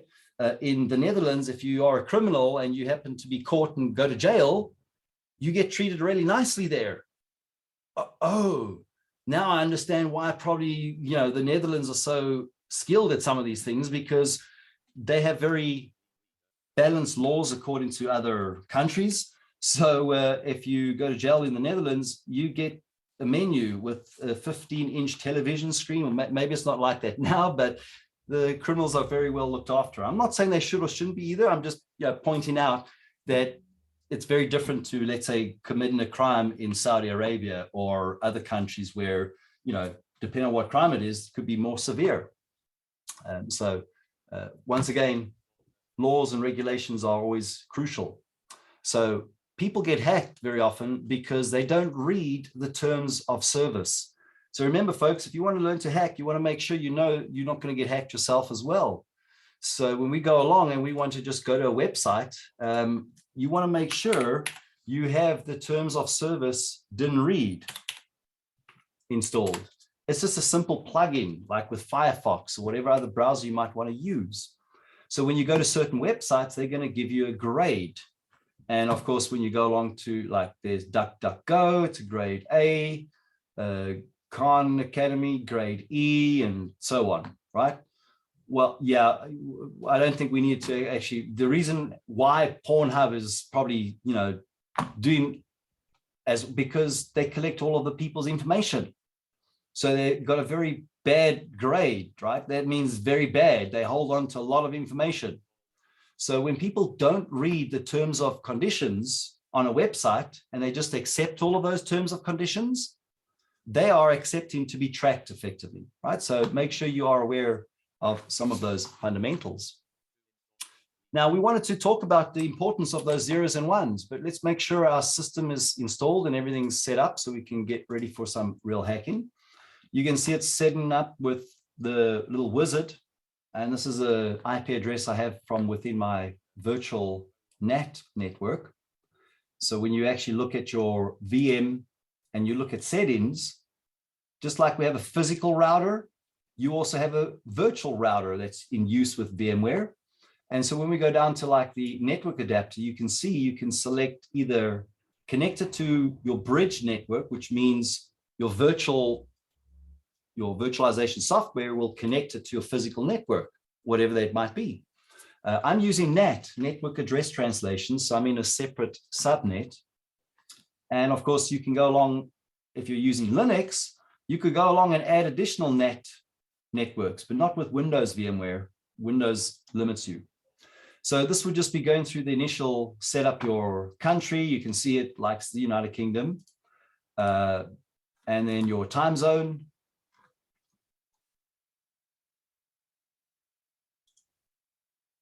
And then your keyboard layout, of course. So this is the initial setup of your Raspberry Pi. And of course, now what's new is it's asking you for a username and password where it didn't do that before. It always used like the basic user account was Pi and the password was Raspberry or something. So you want to go along and obviously use whatever. So I'm going to say user 123, and then whatever password you want to obviously be using there. The usual password, like the upper, that's not going to be a good idea. So for now, I'm going to go along, and it tells you can only contain lowercase letters, digits, and hyphens, and must start with a letter. Okay. And then the password, so whatever you want to use there.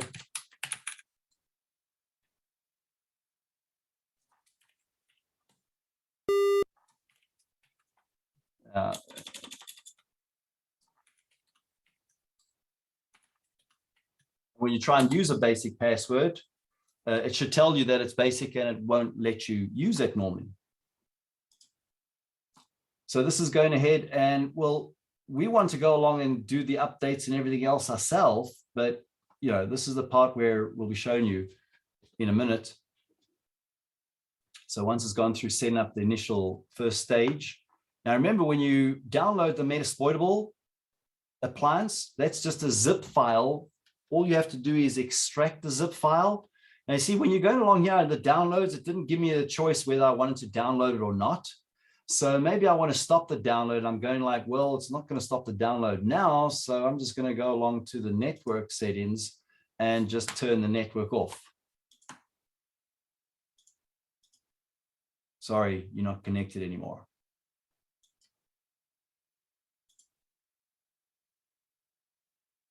Okay, and then my downloading should obviously stop, because, you know, somebody could have obviously just set up a fake download server. You know, we don't know. So at this point, I'm like looking at this going like, is it moving any further? Is it still downloading? Because I'm not able to stop this really. Not even skip. And finally, there you go. So, okay, great. So at least we know we got everything set up initially where we weren't forced to do any of the updates through their GUI, because maybe we want to use a command line because it's going to be more reliable. So we'll let that reboot.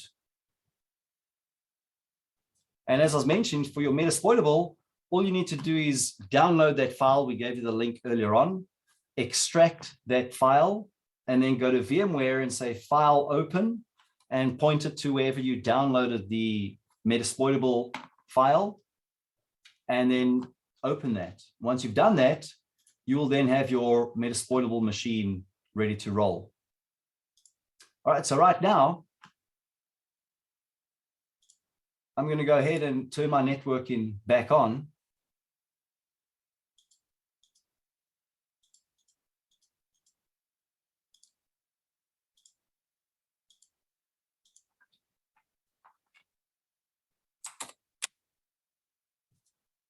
And the screen resolution is terrible. So we're going to go along and see if we can change the screen resolution by going to your menu there, by clicking on the little raspberry on the top left, go down to preferences and probably screen configuration. Yeah.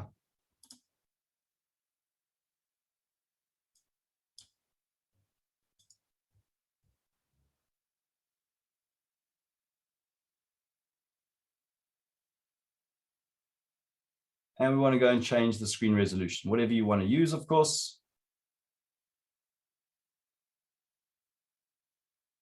Maybe something that's a bit bigger. All right, so now we fixed the screen resolution. Awesome.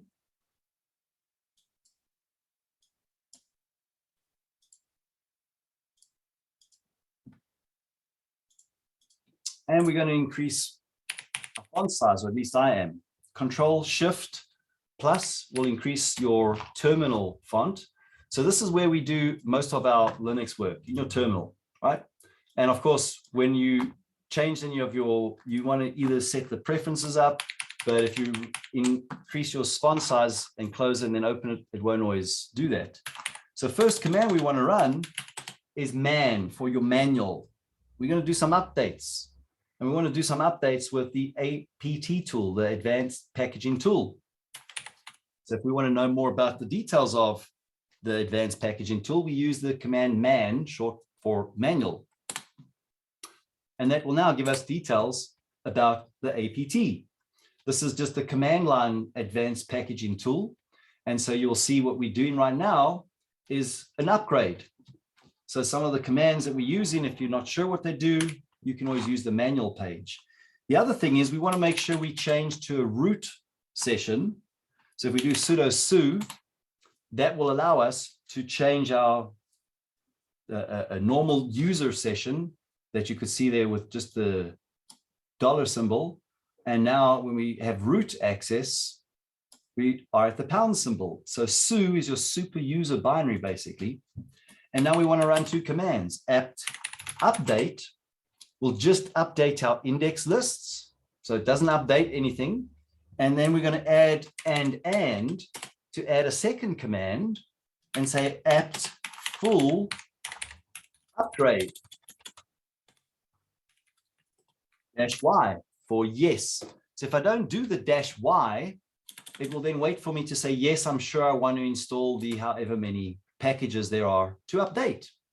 So you can see this was an operating system released about 2 weeks ago, and there's already 102 updates. So we'll go ahead and say, yes, we'll do all the updates. So at least everybody will be on the same version operating system. And so now we have our Linux machine almost up and running. We, in the meantime, wanted to make sure we could install that free Linus auditing tool. So we're going to open up a new terminal tab by using the Control-Shift-T command. And if you do pwd, that is your print, your working directory. So I want to go along and change to my documents. And Linux is case sensitive, so make sure you always tab. And now in the documents, I wanted to go install that tool called Linus. Looks like they're using Chromium now. No Firefox. And Linus GitHub. And you can see they're using DuckDuckGo by default as well. So when developers want to make something available for people to use, like their code and whatnot, they're going to put it in GitHub if you've never heard of GitHub. And all we need to do is go along to the README and install two commands. This is just going to be cloning the remote GitHub project. So from the documents there, you're going to need to use sudo and then git clone.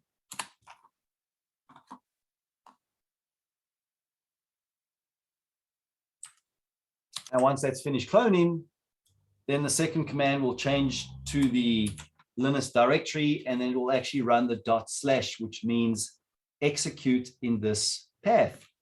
Now we are going to be going through some of the fundamental Linux commands in a few minutes. We just want to make sure everything's set up and running. And so if you want to hack anything, remember, you want to make sure you've checked your system. You know what kind of weaknesses there may be. And that will already now start running your actual audit for your system. The reports are actually pretty amazing. And so, of course, the course today, we're just looking at getting your initial tools set up for hacking. We're not even going to be using tools like Metasploit yet, because we want people to learn how to do things manually first. Before you go along and you use these automated tools, the problem that people have got to get over in computers is that, as you saw, we use zeros and ones for communication on a computer system. Now, as I mentioned, you've heard this very often, voter fraud and all of those crazy things. Well, we're going to talk to you about the universe being hostile to computers. Yes, there's going to be electronic interference from things that may come from the cosmos. So when we go along and look at this simple presentation from Veritasium. Hey, my name is John, In and 5 I use seconds at eToro. least. eToro is the world's leading social trading and A plain All right, so this is a really cool presentation where we're about to see what happens when one bit is flipped. It has a big impact. plummets out of the sky. A speedrunner inexplicably jumps to a higher platform. What the? And an election recount is triggered, all because of the same invisible phenomenon that permeates the universe. On May 18th, 2003, voters in Belgium went to the polls. In many regions, voting was done on a computer, something the Belgians had been experimenting with for over a decade. But the system had a backup. Each voter would insert a magnetic card into the machine and make their selection on screen. Their vote was saved both to the computer and the magnetic card, which they dropped into a box for redundancy. Late that night, as the votes were being tabulated, one of the election officials detected a problem with the results from Schaerbeek, a municipality in central Brussels. Maria Vindevogel, a little-known candidate with her own party, received more votes than was mathematically possible. They knew this because of the way the preferential voting system works. So they took out the magnetic cards and started a recount. One by one, they fed each of them through the machines again. And after several hours, the recount was complete. The vote totals for every candidate were exactly the same as before, except for Maria Vindevogel. In her case, the recounted number of votes was less than the original by 4,096. Now that seems like a pretty weird number, isn't it? 4,096. Remember, ladies and gentlemen, computers speak the language of zeros and ones. Well, actually, I should elaborate a bit better. Classical computers use zeros and ones. Quantum computers use qubits. Yeah, don't get me started with the quantum. No, we won't talk about the double slit experiment today. But if you want to talk quantum beyond the course, absolutely, we'll be talking much more about that, because if you haven't been diving into quantum, you haven't even been able to figure out all the cool things they've been able to make, like the time capsule crystal with a quantum computer. But we're talking about classic computers, which is 2-base binary system. So what went wrong? How had her original tally been inflated by over 4,000 votes? Computer experts were brought in to run extensive tests on the software. They combed through the code but could find no bugs. They got the computer that had made the initial erroneous tally and tested the hardware again and again, but they could not replicate the error. Everything about the hardware seemed to be in perfect working order. And this left only one possible explanation, and it is seriously weird. The clue comes from the excess number of votes Vindevogel received, 4,096. Computers work using binary, strings of zeros and ones, each corresponding to a power of 2. So somewhere inside the computer tabulating all the votes was a string of bits representing the number of votes Maria received. It started the day all zeros, and then as each vote for her came in, it would increment by 1. Physically, this is done by turning on a transistor for 1 and... Now you might be a bit lost here when we started looking at binary. Remember, when we count in binary, you got to understand that your like TCP/IP 32-bit IP address is 32 bits. When we go along and we look at creating a file on a Windows machine, as an example, it's going to tell you, because 8 bits is equivalent to 1 character on your keyboard, right? So we looked at that earlier on when we looked at how the network is going to be sending the same thing, the electronic signal of zeros and ones in a code. And so I think you likely figured out that 2 to the power of 12 is 4,096. and turning it off for 0. What's remarkable about the number 4,096 is that it is exactly a power of 2, 2 to the power of 12. That is the 13th bit. So for Maria Vindevogel to receive an extra 4,096 votes, only one thing needed to happen. The 13th bit had to flip from a 0 to a 1. But why would that happen? Computers work precisely because bits don't flip unless we want them to. Or maybe some of those folks that were busy targeting my Viasat terminal not too long ago, a few months ago, decided to do just that. Yes, ladies and gentlemen, that is true. We were doing some work, and part of the Russian, Ukrainian blah, blah, blah, blah, blahs, whatever was going on there, they decided, whoever, I'm not going to accuse anybody unless I knew exactly who it was, but some smart person figured out how they could simply go along and literally reprogram 30,000 modems connected to the Viasat US satellite, which offers internet access through Europe as well. So, we need to know zeros and ones, I think, is what we're saying, because, what we experience in is hostile from the universe. But if somebody's going to go and do something malicious with maybe some of our awesome internet satellites, well, we need to be able to protect them. Yes, we do. Do they? Looking into the problem, Belgian investigators found reports of similar issues from big computer companies starting in the 1970s. In 1978, Intel reported some strange errors popping up in their 16 kilobit dynamic random access memory, or DRAM.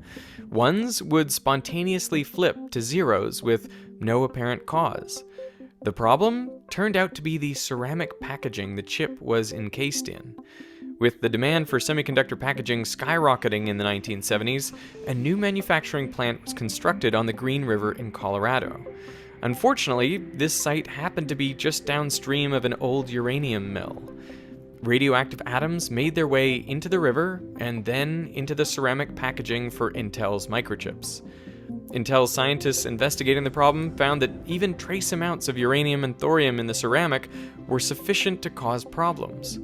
In their DRAM, memory was stored as the presence or absence of electrons in a semiconductor well. The alpha particles emitted by uranium and thorium were energetic and ionizing enough to create electron hole pairs in the silicon. All right, we don't have to go that deep. I think you got the gist of that. And this guy, he's freaking amazing, this Veritasium guy. If you want to go back and refresh yourself on electricity, he's got so many people angry. All right, because we're having fun today, right? We're looking at, he's a scientist and a mathematician and a crazy, really smart guy. Because just as many other scientists realize, we build our experiments to obviously have the clear certainty of what it is or what it isn't, right? And so this is where this guy's been hammered so hard, because looking at the way electricity works, there was like the whole internet was hammering him because of the way he put the information out there, of course, right? So this is the part where we understand the perception, the knowledge. When people have knowledge, it's based upon what they've experienced in the world. All right, so we're looking at those zeros and ones. We're understanding that we've got some issues there. We've been able to set up our hardened system. So we've set up our hacker machine for now. If you need a VPN, so probably NordVPN is not going to be the best solution. Why would NordVPN not be a good solution? Let's see, NordVPN hacked. And I think it was when their keys were all stolen. So this is the part where we start recognizing, if you are going to use these products, make sure you have verified and validated them, right? So this is the key point, because maybe the VPN that you've just paid a lot of money for, was exactly as I'm pointing out.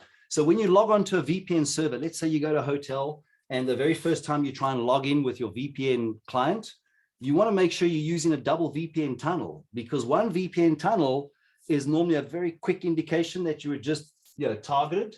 Now, I've got to tell you, America is an amazing country. You need to understand that a lot of students that may be studying in America have a dual purpose.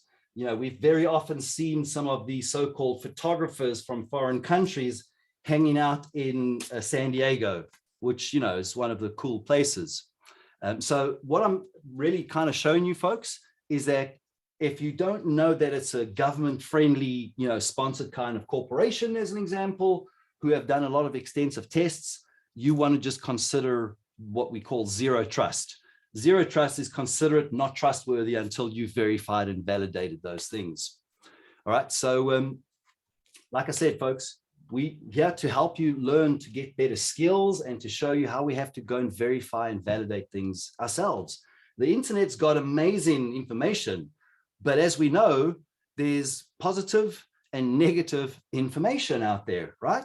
And this is the part that if you were not following, if you look at your motor vehicle, your body, like when I was in my 20s, we had to go and do some cool ninja training, right? This was pretty funny because I was like, earlier I was 20 years old, not even, and we had to go and learn unarmed combat training. So we get to our ninjutsu training class and we're thinking now we're all going to become ninjas and all that cool stuff. And no, we had to walk around the room blindfolded and we had to figure out how to not bump into you. So again, these are things that you always want to verify and validate everything yourself because open source, a Raspberry Pi. But if you go along and you buy, this was another pretty interesting device. And I've seen a lot of these being sold in the US. It's called the Firewalla. And what's amazing about all these devices is you are forced to use an application on your cell phone. And you go along and you're like, oh, I've got this great, amazing, super duper groovy firewall. I'm awesomely protected. Hang on, I've got to manage my segmented networks and I can only do this through the cell phone. And so when we go along and we look at all of the different potential areas of concern should be addressed. So now we go along and we say, well, we love our Google marketplaces, absolutely. But when we go along and we look at their security abilities to scan those marketplaces, we've seen it being pretty poor. I do try and put all the links in there. So thank you so much to all of you folks for helping. I'll put some of those links there. So when we look at this, Google Marketplace, remember, it's not necessarily always their fault, but there's terms of conditions. So this is when we know that these folks have already been caught, doing some not very good things that are, in data privacy laws in certain countries and whatnot, but they did not even improve any of that because a lot of their techniques that they were using to hide their code for their Android application, as you could see, was very, very, very obfuscated with advanced malware anti-analysis techniques. And the reason was pretty clear because when you install their application, they have got the ability to do an in-app update. That is right, ladies and gentlemen. They can do an in-application update. So forcing an update on your device where they have got control of your device then. They should be going through the Google Marketplace for any updates and whatnot, but they obviously not. And this is not me speaking about my opinion. This is me talking about this is being done. All right. And of course, you can read more of the details there yourself. And this is the part where, oh, did we just match the two? Google, Android comes, oh, darn. Android is actually Linux. Oh, darn. Yeah. So when you then take this even further and you look at their actual physical drones, I'm just giving you some details of when you want to go along and find out if there's any weaknesses, you go and you research it, but not just reading the documents, but going to verify and validate those things. Now, again, this is, I can't confirm or deny any of these things. This is just a GitHub repository where it's not in English. I think you can see that. But even though it's not in English, you're going to be able to see the entire reverse engineering of the hardware and the software. And effectively, when we want to hack into a system, we need to understand the entire system. It's like me trying to go along and say, I want to hack into a new Tesla with a Wi-Fi adapter. What? Come on, Wayne, you're not going to hack a Tesla with a Wi-Fi adapter. Well, that's true. I need the drone as well. What? All right, okay, hang on. Now we got to just make sure Tesla plus Wi-Fi.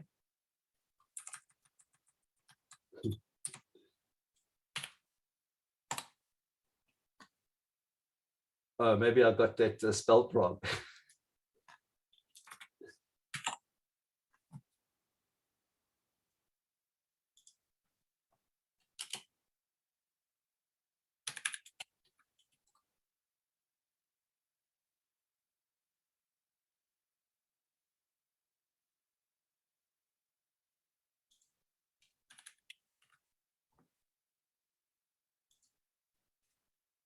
Yeah, they don't want this article to be found so easily, do they? Because then, you know, he's not going to be making as much money.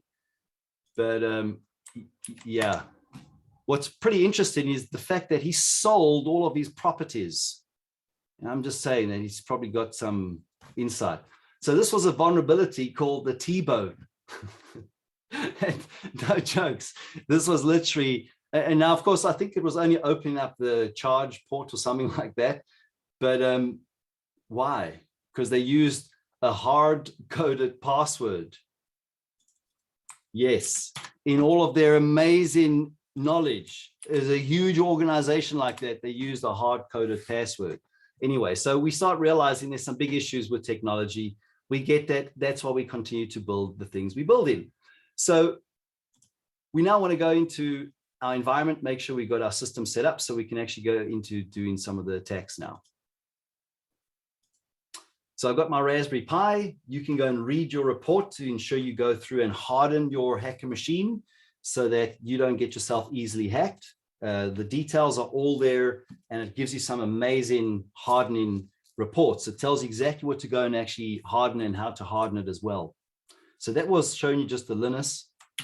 So now we've got everything pretty much ready to rock and roll, hopefully. We've got everything updated, so we all have the same system. And well, let's go into some of the basics now of Linux. Now, I'm going to be using my notes because I'll be sharing them with you. I'll be sharing it with you as a PDF document because it's a database and there's other details in the database file. So when we're done with class, and I've added some extra little notes here, I will go ahead and then share this. It will be converted into a PDF document, and you'll see me do that as well. All right. So for me, the last thing I'm going to be trying to do is trying to hack people, you know, when the whole world has been hacked by, you know, some really evil, nefarious players. So we're looking at Linux 101. And we want to start off with, we got the software up and running. So this is all going to be in your notes. And then from Try Hack Me.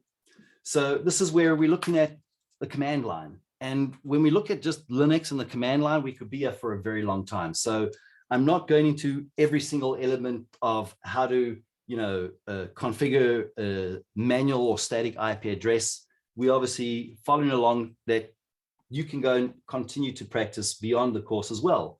So if you are going to be using more and more Linux, you will see some of the resources for your command lines here. This guy's got a lot of different videos just on using the command line in Linux. So doing things in Linux from the command line is the most amazing experience because you're not relying on a graphic user interface. But like I said, you're going to now see, we're looking at the basics first. And so the basics are the commands. So when we go along and we look at using some of these commands, this is where I'm going to just put my notes to the side and we're going to go ahead and use some of these notes in our Linux environment. So one of the first commands will be echo. What does echo do? And this is where you're going to go along and be like, well, I don't know what it does. You'll be able to use the manual. So man, E-C-H-O. What does the command echo do? Oh, great. Echo displays a line of text. And you can see you've got various different switches. So as an example, as you're taking notes, as you're learning something, remember, coming from a military law enforcement background, everything that we do is based upon specifications. As our company president always reminds me, he's like, you forgot about the specification. I'm like, no, chief, nope, not at all. Got the specifications right here. So as a result, military governmental folks have learned how to take notes very extensively because it's very helpful, of course. So you can go ahead and take a screenshot of this in your virtual machine, and then you can go along and put these notes into your mind map. Remember, the actual mere experience of going to do that is what helps you remember those things. All right, so this is why you want to be making sure you go through and you take notes. So as an example, as I'm doing this, I'll be going like, oh, great, okay, so there's information there. I can go along and put some of my own notes in. And ultimately, this is where, if you want to learn, you want to make sure you're taking notes, because somewhere along the line, you're going to have to go back to your notes, and then you've got your entire note system here in a SQL-like database. So you can go and search all of your resources. And this is what I do for a lot of things. I want to make sure I'm creating an encyclopedia. So if I've got to deal with something, or I'm working in a secure environment where I don't have any internet access and I can't just search or Google or whatever else, then I've still got my notes, if of course that is authorized to be taken into some of those secure environments. So Echo, pretty straightforward. And this is just giving you some examples. And then you want to use who am I? Okay, well, this is, when somebody says to you, do you know who I am? They're getting all angry and they're like rich and famous or something like that. My first answer is, why have you forgotten? Right, so yes, who am I in Linux is going to tell you who you logged on with. And then ls, cd, cat, pwd. Now you're going to see these commands are going to become more and more crucial, because when we go along and we do our exploit against, oh yeah, we need a machine that we're going to be hacking. So if you've downloaded Metasploitable, all you needed to do is make sure you plugged into the same virtual switch. So your Raspberry Pi virtual machine, if you go to your VM settings, and then the network, you'll see both the virtual machines need to be plugged into the same adapter. So in this case, our same virtual NAT switch. So that's my Linux machine. And then my Metasploitable, it's got two adapters, but as long as the one adapter is actually set to, so you plug in both machines in, hypothetically, like where you would plug in two machines into the same switch, that's what we're doing here. We're just making sure it's plugged into the same, in this case, virtual switch. So once you've downloaded and you've done file open, you'll see all you needed to open was that VMX file. That's your VMware configuration file. And then we're going to go along and power on our very old Ubuntu server. So you're not going to see any graphic user interface. This is normally what your Linux server would normally look like.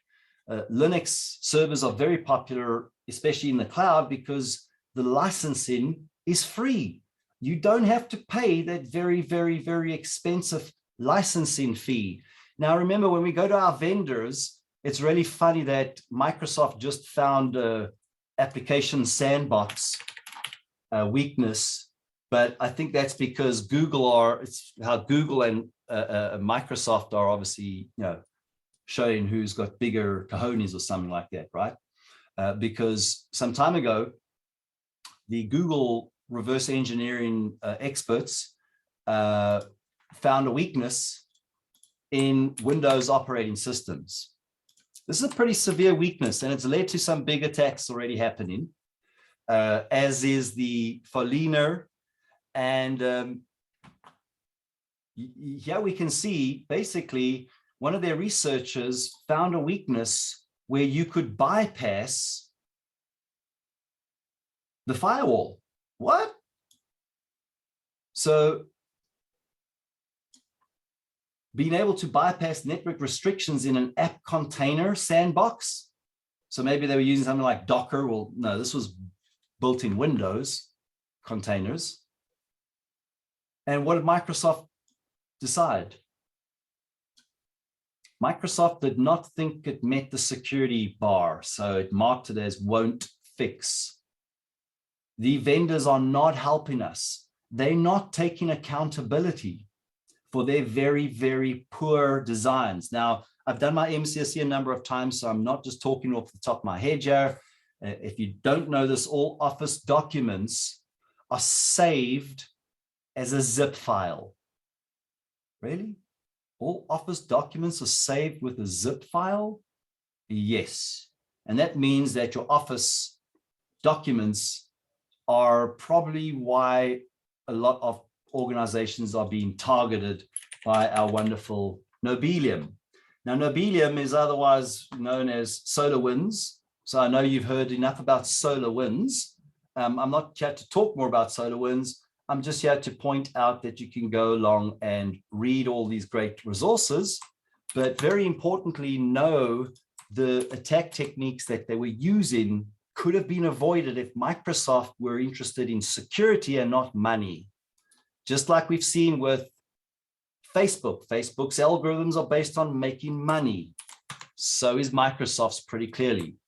Because when you go along and you look at this information much deeper, you will realize that the attacks were solved not because of the technology that should be doing the job it should be doing. It was resolved because of a person. And that is why we need to invest more in our people. The computer systems are probably not going to solve all the issues for us. It's the people that can manage them.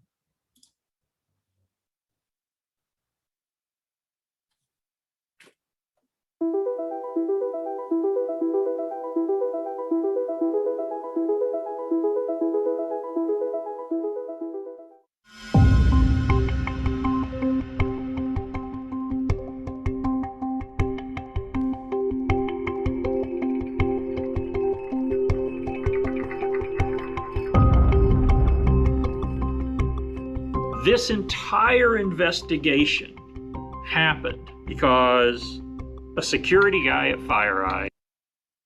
What? The vendor, let's just go back and look at this real quick. So the company SolarWinds auditing software.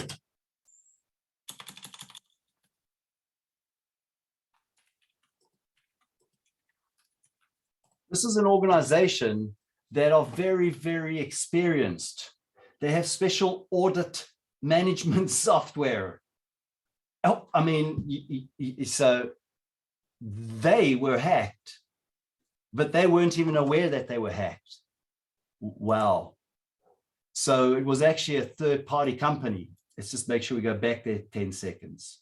This entire investigation happened because a security guy at FireEye noticed that there was a sign-in event for a user using a different registered device. And they called that user and said, "Did you register a different device?" And he said no. Somebody had the intuition that something looked weird. Something looked a little bit off.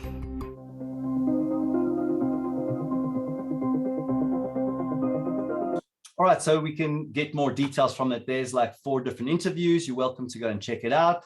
The key point is they were able to target those, very monitored environments and still succeed. That's because our technology giants that we buy tech support from, sometimes their own tech support tool is not very helpful. So when you go along and you actually look at the technical details, if you are somebody who wants to make sure you are not going to be a victim, you want to go along and look at the indicators of compromise. And where was that link?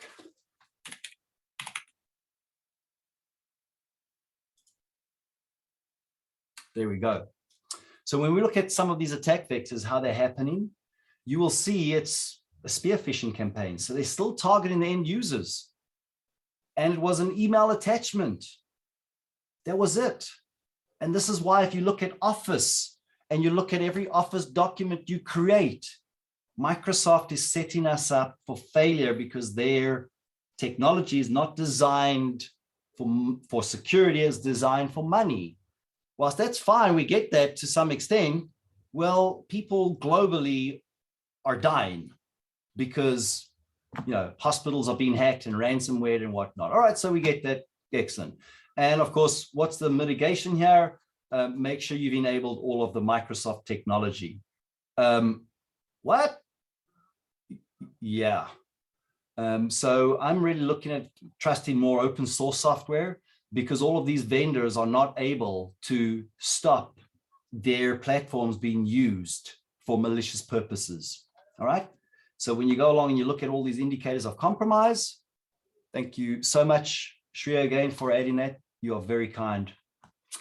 And of course, these indicators of compromise are going to help you see the light. Remember, if you just talk to somebody about this and discuss it, they're not going to agree with you until they see it for themselves.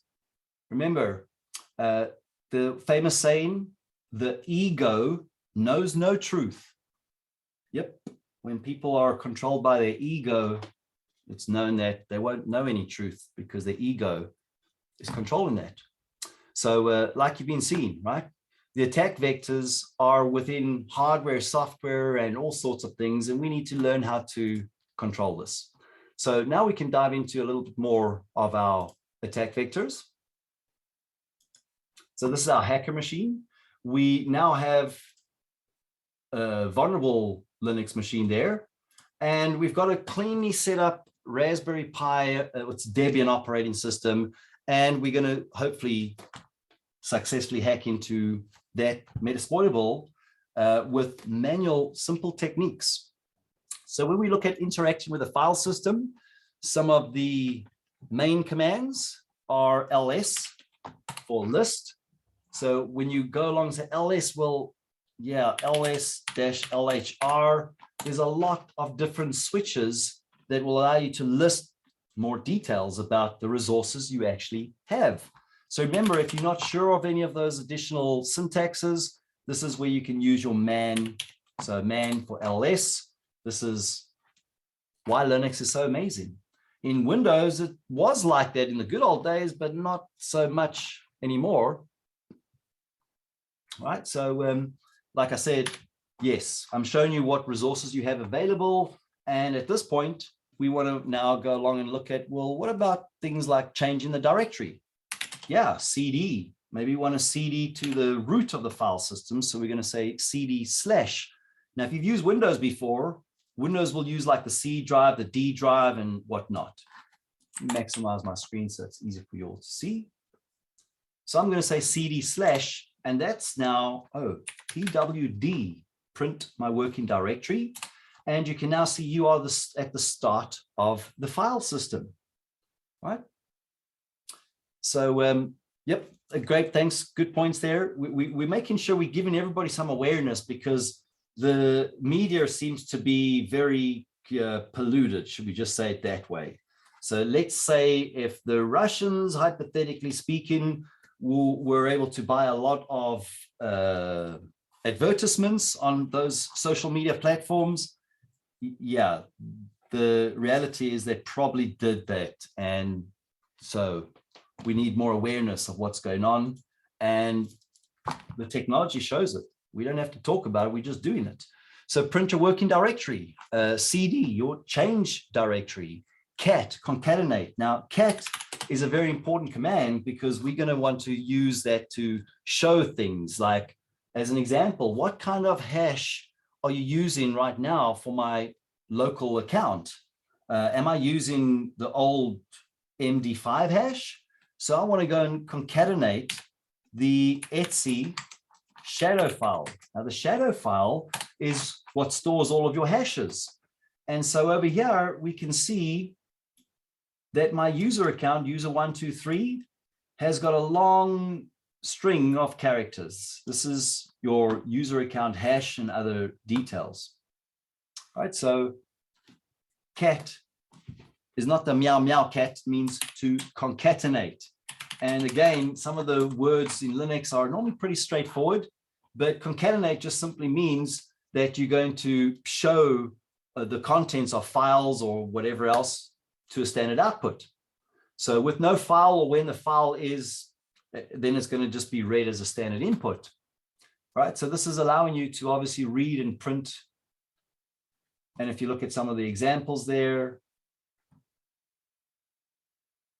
excellent. And then also,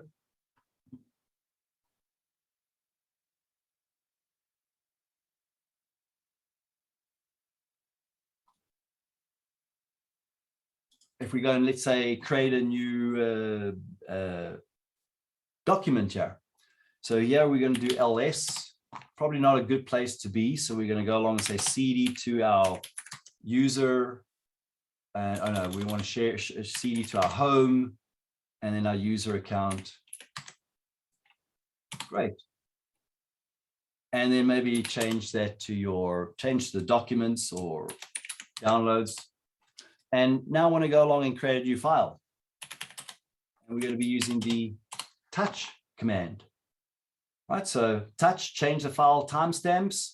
You can do a lot more. So there's many different ways to do things, but there's no right or wrong way as long as it gives you the correct output. So meaning your job is successful.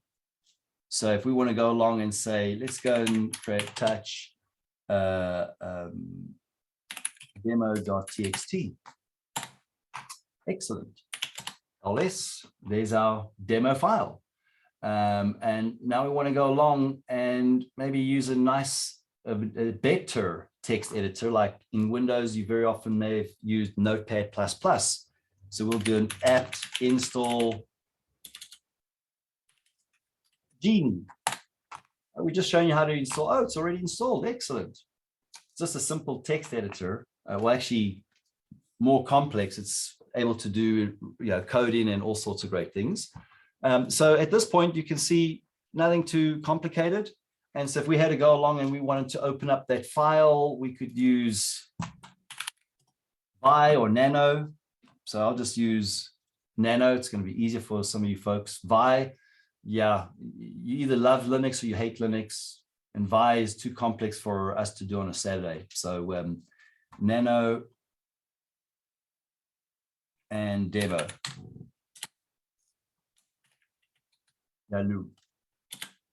Or maybe hacker. Save that file, Control X. So we can do things through a text editor. And obviously you could then go along and do the same thing, view the contents of that using the concatenate command. Now you're going to know why it's important for us to be using these basic commands, because we'll be going into using certain commands that people are going to go like, what does that mean? All right, so we'll continue with those, but let's go ahead and install some tools that we're going to need to use to hack into our Ubuntu server. And we're going to go along and use the apt, and we're going to say apt install. We want to install Nmap. This is a port scanning tool. Nmap will allow us to map a remote system, a local system. We want to find out what different ports, sockets, and so forth. So we're going to go along and install Nmap. Now, if you're not sure what the package is called, maybe it's changed names a little bit, or it's called Nmap v5, you could always go along and do your apt app search. So yes, we're going to go along and install Nmap.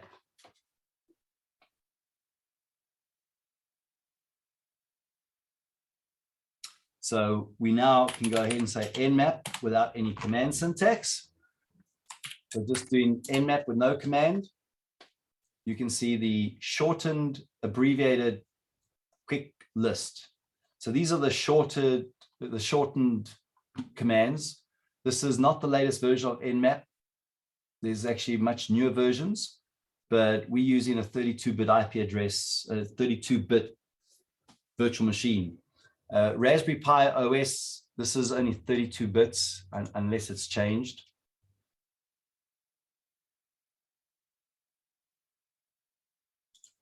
Yeah, I won't check it right now. I think from what I can remember, it was 32 bits. All right, so this is a port scanning tool. What does this mean? Well, when we've got two machines in our network, we're going to have to go along and try and find the other machine.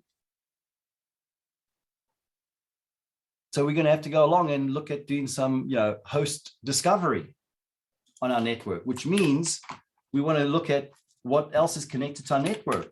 So if we do ifconfig in Linux, ifconfig, and remember you can do your man for your manual, that's going to show you what your IP address is. So I can see my own IP address, and I can see my subnet mask.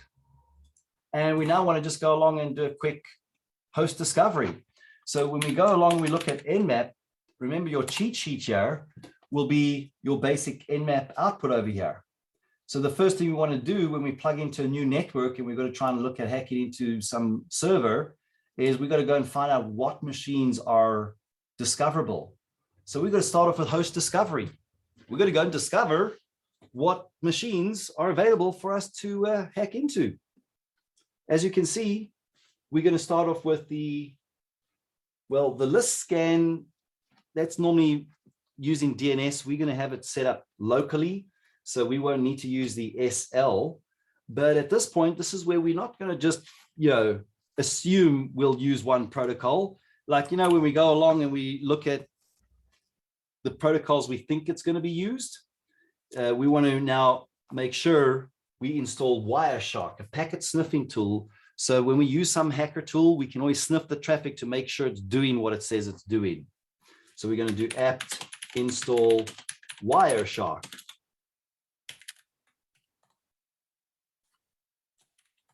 Installing Wireshark now. It's just a network packet sniffer. And as you can see, should non-super users be able to capture packets? No, not a good idea. And I know sometimes, they set that up, but that's where you've got to ensure you've set up your Unix realm or your policies and your procedures for what's allowed, what's not allowed. So in this instance, we want to be safe and say we're not going to allow non-super users, because you don't want normal users. Of course, you can set up different groups, but you don't want them to just sniff the traffic. And at this point, we're now going to go along, and if we follow what Nmap's going to do, so the Nmap-SN, what kind of scan is that? Well, that's known as a host discovery, but it's using ping.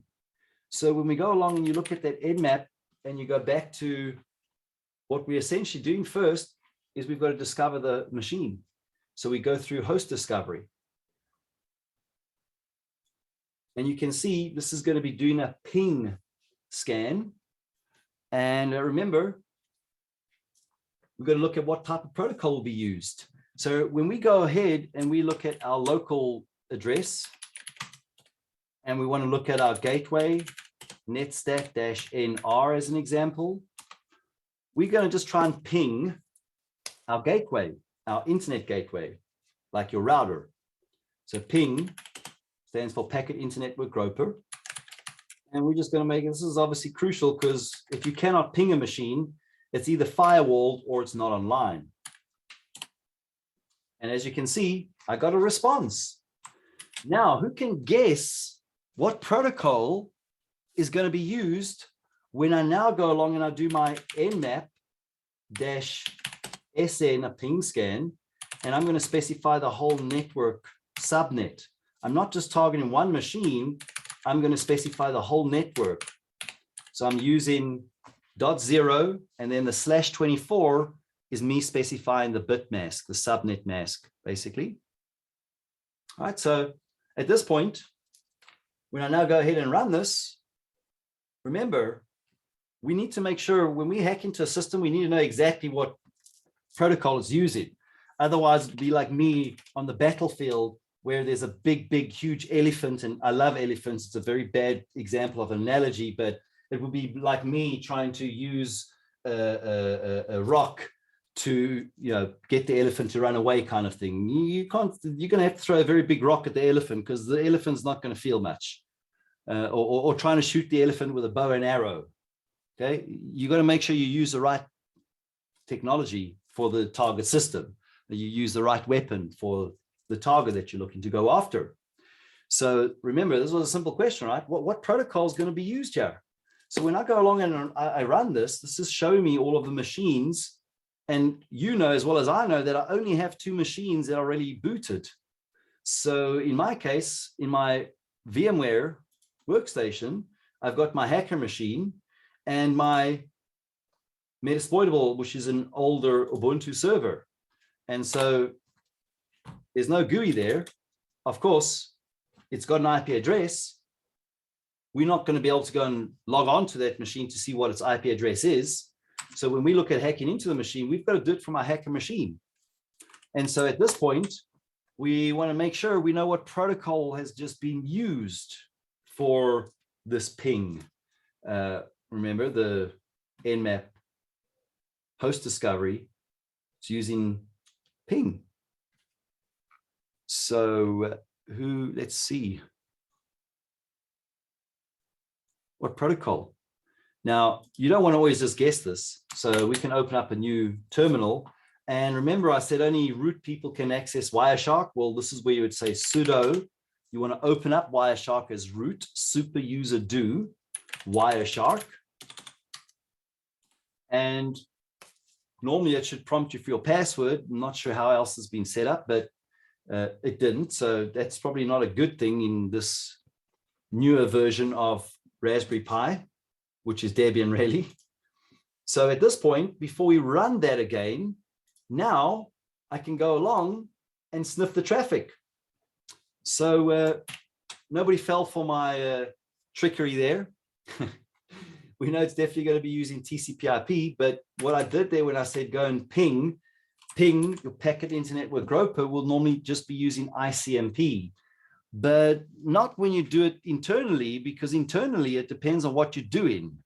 So using Nmap in this example, as you're going to now run, and I'll start sniffing the traffic, you have to remember that your networking and your computers are all binary. So they're doing everything in zeros and ones. And before I run that Nmap scan again, I'm going to go and sniff the traffic from my Ethernet adapter. When you hover over that, it tells you what your IP address is. And now I'm sniffing the traffic. Well, I'm not seeing anything yet because there's no traffic, obviously. So when I now go and run my Nmap host discovery, I'm running this to find out which hosts are connectable and running in my environment. So here we can see the .1 is normally the Windows virtual VMware adapter. So it's used part of VMware. You can normally tell that because your first 3 octets are the same. So VMware, the .2 is the gateway, the 254 is the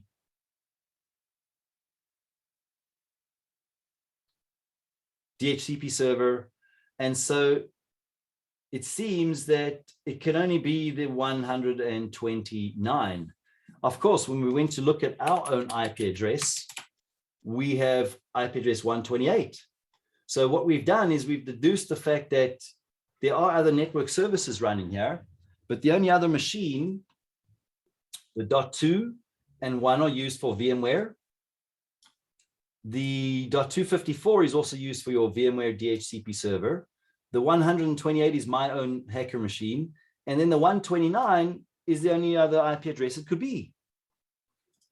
But of course, when I went to run that and I captured the traffic in Wireshark, many people were probably expecting to be seeing ICMP.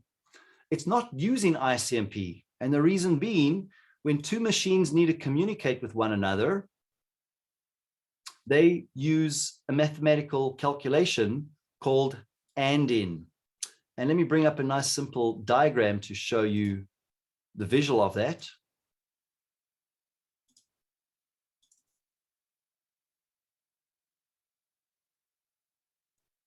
And so for me, the always very important thing is that people understand the zeros and the ones, the binary. And if 2 machines need to communicate, this is the mathematics that they go through. So you need to obviously do this to find out if the machine is local or remote. If the machine is remote, you need to make sure that you have a default gateway or a router so you can then have that traffic routed to other networks. So this is when 2 machines need to communicate. They communicate using their binary, their MAC address. Your MAC, your media access control address, uses ARP to obviously link your IP address to your MAC address. Your MAC address is 48 bits because it's using hex.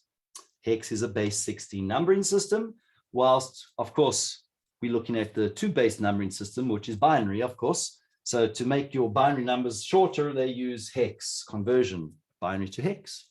And so, as you can see, the only time the 1 and the 1 will be 1 will be when they're both 1. Any other combination is always going to be a 0. So basically, to find out if the machine that you want to communicate is local or remote, you're going to be doing this in, not yourself, but your computer system will be doing this TCP and in. It needs to do this so that it knows if it needs to send the traffic to the gateway, or is the machine local on my network. And so because when I ran that command, it did the TCP and in, it used ARP. But now if I go along and I do this very same sniff, except I'm going to target a machine that's remote.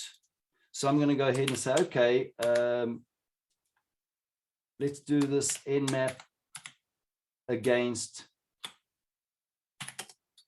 certified hacker.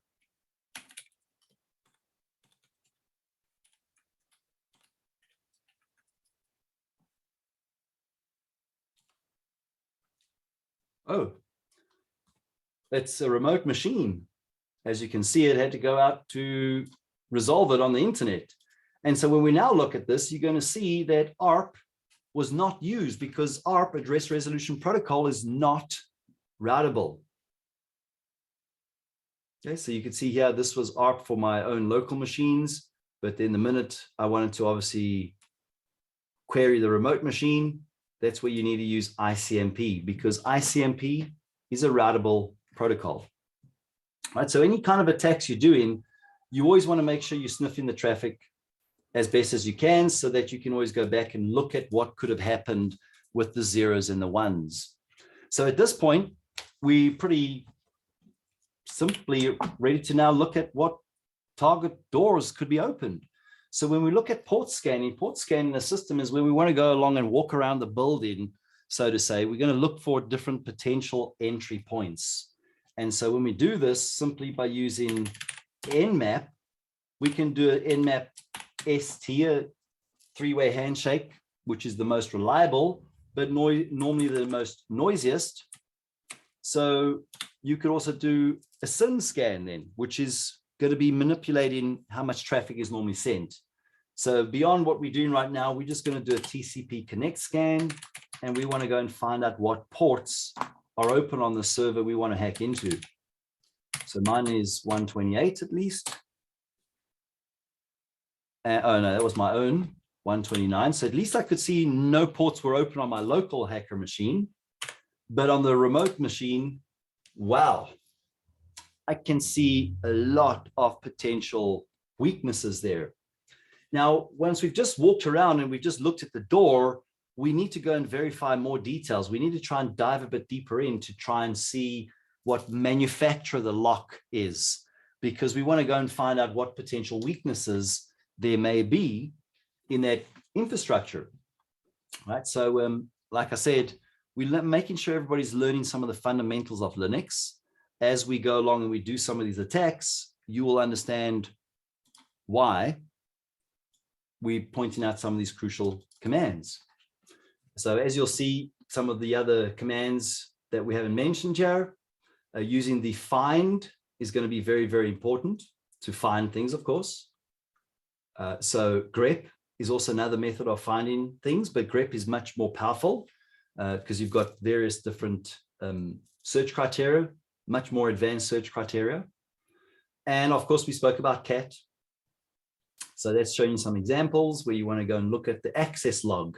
So you make sure nobody's accessed your, firewall unauthorized, like no weird IP addresses accessed your firewall. And then you can also use the WC for word count.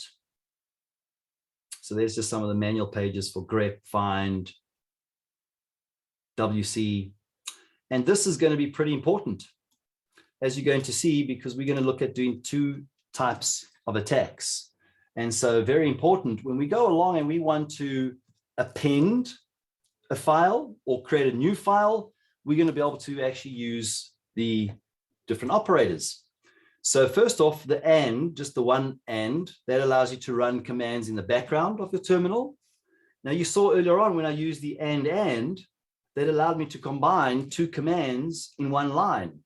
So to do the updates. Now, the other nice thing about Linux is if you've forgotten some of the commands that we're using today, you've got all of the commands in your bash history. So if we type history, you will see all of the different commands we've been typing today. Pretty amazing. Now, remember, I started with Windows, and then I moved to Linux, Unix, and we had to keep following the different, what was in demand back then. But I've been in technology since the late 80s, so pretty long time. And my first computer was a Commodore 64.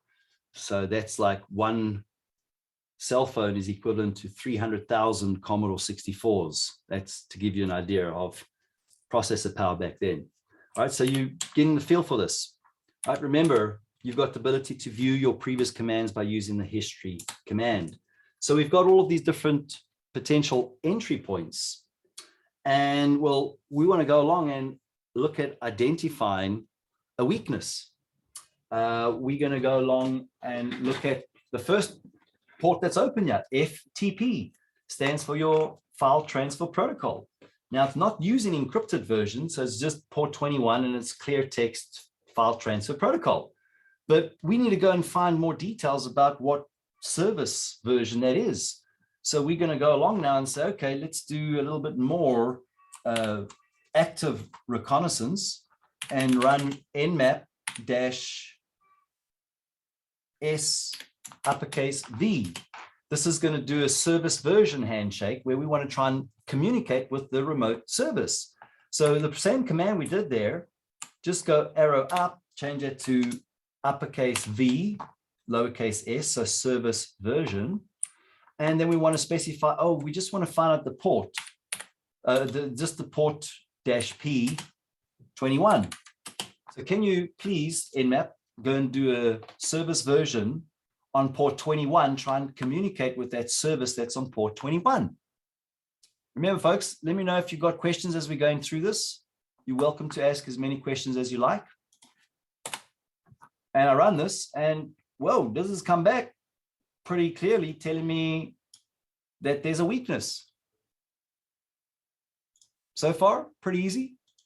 You can kind of see it on the wall.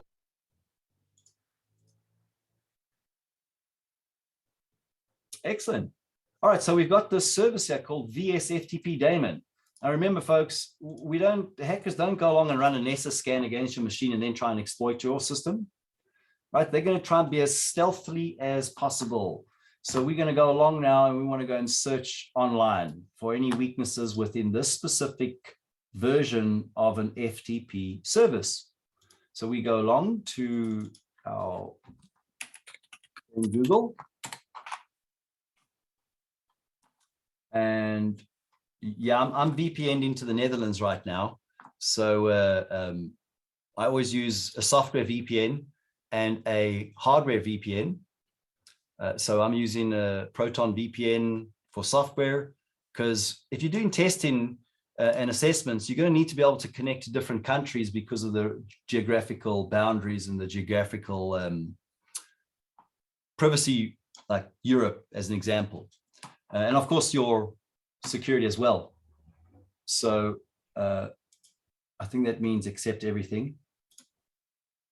And we'll maybe change that to English. Yeah. And so we're just going to go and search on, wow, see, I didn't even have to say, Google, show me exploits. Remember, I've not used this ever before, but it didn't change it to English. So come on.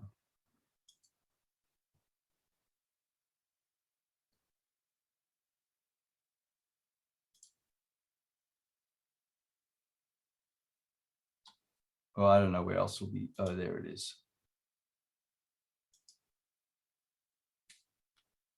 Right. I just wanted the English version, Google. Okay, don't make me go to DuckDuckGo, because then you know it's going to happen. So I'm just searching with the specific, and this is coming back with all sorts of information. So probably start off with vulnerability is a good idea. because then we can go along and look at some information. So you're going to be able to go along and research. Exploit DB is a free website set up by Matti Aroni, who's the founder of Kali Linux. Yes, he is Israeli, so it is a foreign nation. But of course, no.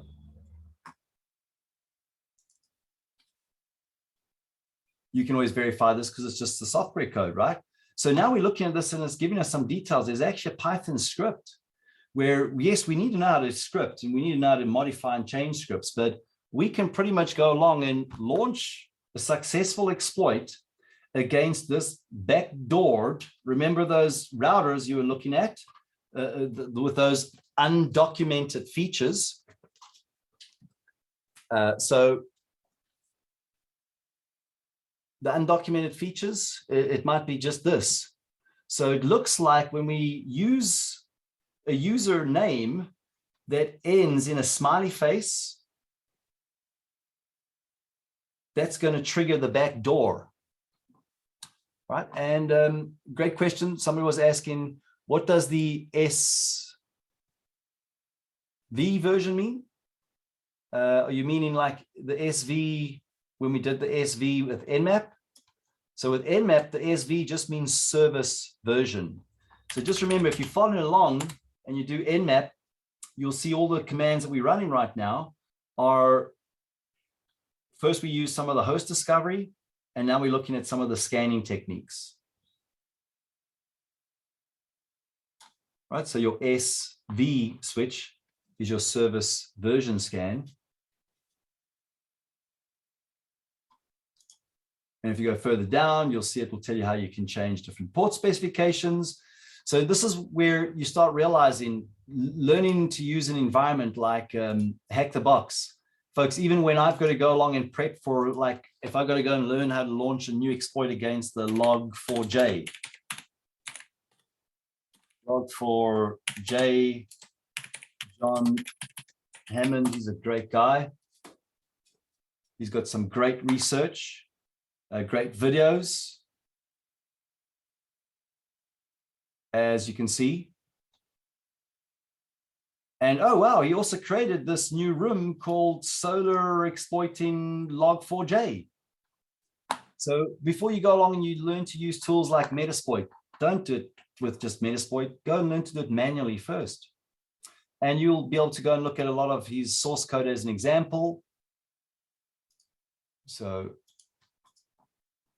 this is how, when I've got to learn to do a new attack as an example, and I don't have to waste a lot of time setting up my whole infrastructure, this is a free room. So this means we can go along and learn how to do attacks targeting Log4. If you haven't done this, this means like Java. There's like billions of devices all around the globe running Java. And so, of course, if you look at that, that's great. But you can also go along and look at his cool video I think he's got there explaining it. So giving you a lot of awesome details there. Now, we're not going to do it, but you know, you can see there's a video for actually going through the room, which is helpful. But also there's going to be a video where you can actually see him talk more explicitly about the generic weaknesses with Log4j. And of course, when you go along and you look at that,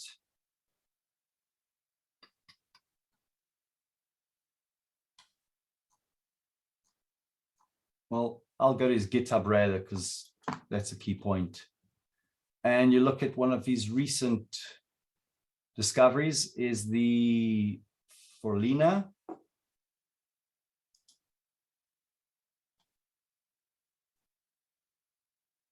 No, maybe it wasn't that one.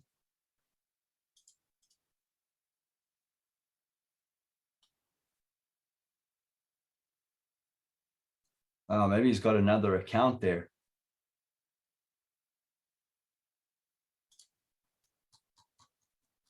So this is when, you know, we start realizing YouTube videos are amazing, but what's also good is the details that they have published there as well.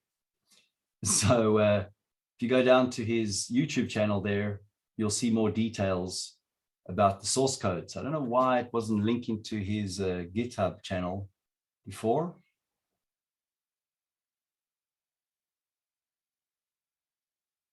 Oh, maybe he's removed that source code. Darn.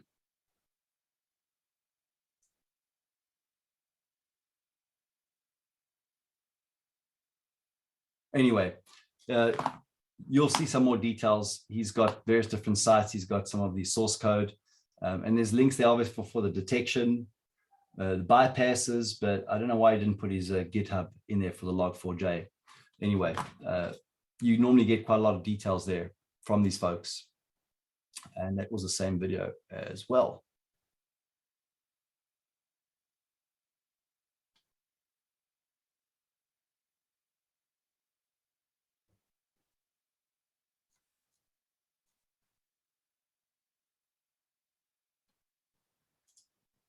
Let's see if he's done any better with Feliner.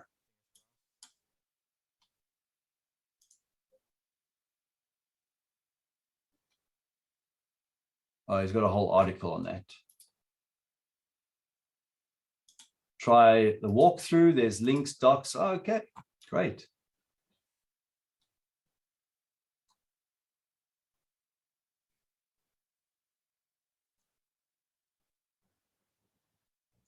Yeah, both these two guys are pretty good. So a pretty detailed write-up. And this is still current. There's a lot of target attacks happening with your document attachment that's going to be bypassing and all sorts. So of course, yes, these guys, this is how they're going to try and get you to go and spend money with them. So that's why they're removing some of their source code there. It used to be there, but maybe they've removed it because they want you to pay money or whatever. Okay. We're not going to continue to track that. But the key point here is we've been able to find out quite a lot of details. Right. So going to ExploitDB, just to look at what are the big exploits right now.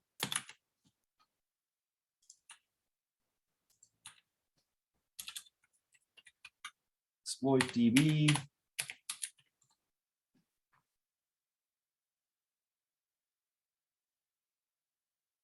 Yeah, as you can see, there's a lot of web apps, local, cross-site scripting. There's a lot of targeting all sorts of software, hardware, some networking devices, so like a TP-Link router.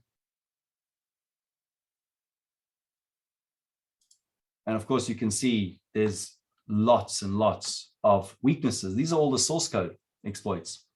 So when we're looking at the actual script there, the Python script, what we can pretty much deduce from this now is that the weakness within the VSFTP daemon is that there's a backdoor. So if we go and look back at maybe other details like the CVE details would be a good example.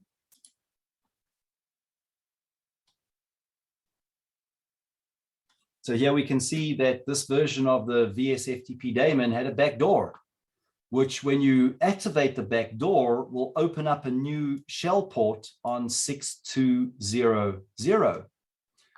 So what that means is if we go back to our example where we did our nmap,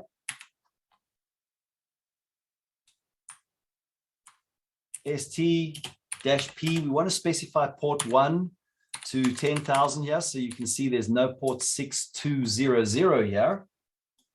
So when we go along and we activate the backdoor, it will set up a new port, which we could then connect to. All right, so that's going to be our first attack. And as you'll see, you can do it together or you can just watch, whatever you prefer. So at this point, we've now been able to find out that the target system there has got a whole lot of open ports. We wanted to go along and break that down into, well, let's start off with either the top one first. We're just choosing the first one because it's easy, as you're going to see. And yeah, we identified the version of the FTP server, and we now know that there's some weakness there. We now want to go along and try and log in. And the question is, do we have Telnet installed by default? No, we don't. So we need to go along and do an apt install. Telnet. So Telnet is just a command line utility.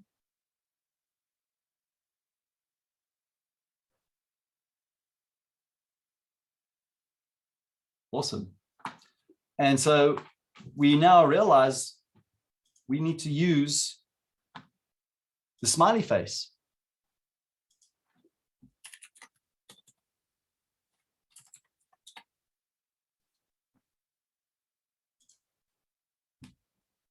So if we want to log in, we'll say telnet and the IP address of the machine we want to telnet into. That's going to be the Metasploitable Ubuntu server. And port 21.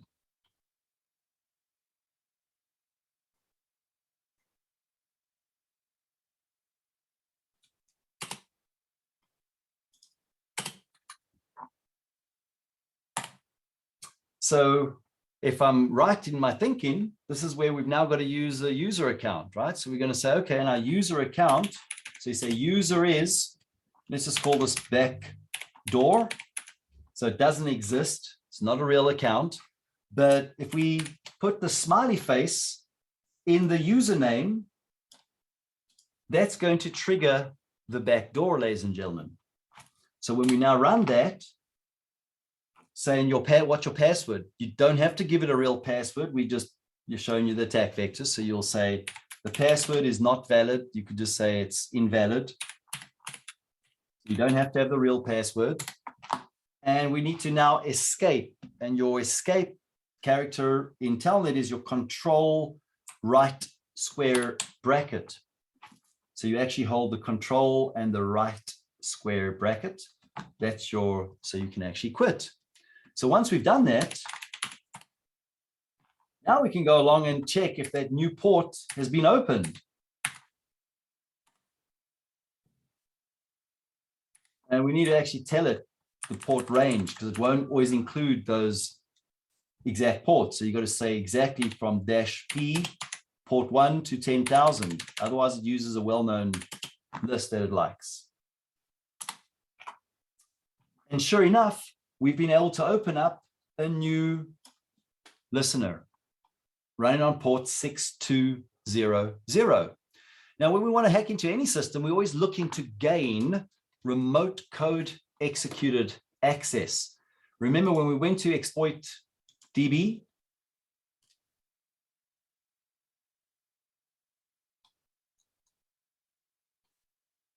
And you go to like just some of the previous ones there. It's going to tell you what capabilities you have with that exploit.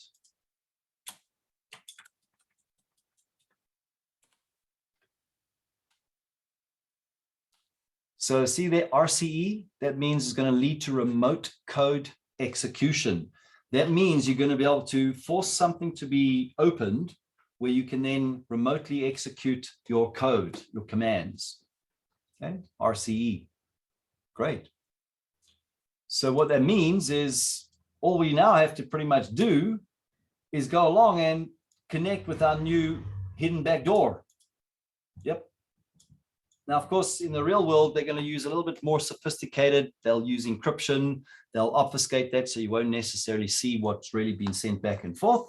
And so now all we have to do is go along and again, telnet to so you can use your arrow key up, and we're going to change that to port 6200.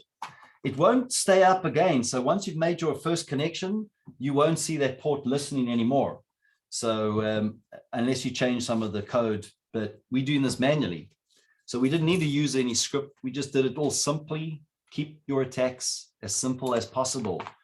And of course, you can see this is going like denied. Interesting. So maybe I didn't trigger that backdoor again.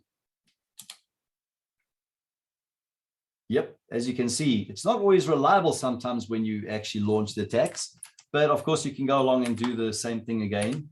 It could have been because I was waiting too long, maybe.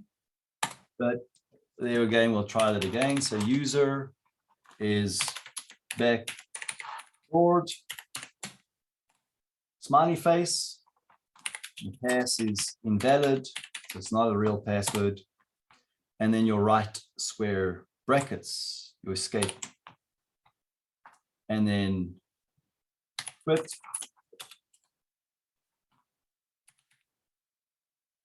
See if the port's open now. Yes, it is. And then you can try and telnet to that.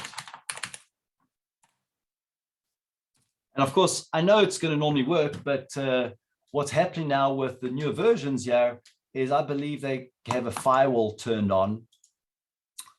And other than that, you get that to work. Now we're going to find out if it's a firewall rule or not next, because we got one other attack we're going to be doing, which is pretty important before we finish the session off. So maybe you want to take another quick 10-minute break, folks. What we're going to be going into will be, if I just do that scan again.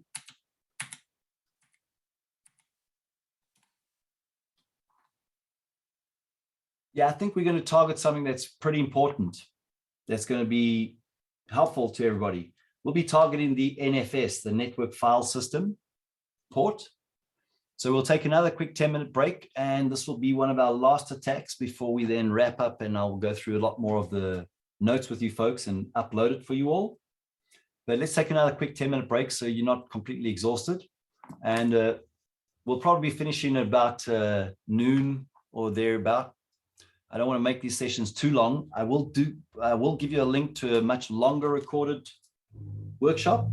And of course, I'm not doing this with a slide deck, so every workshop is going to be a little bit different.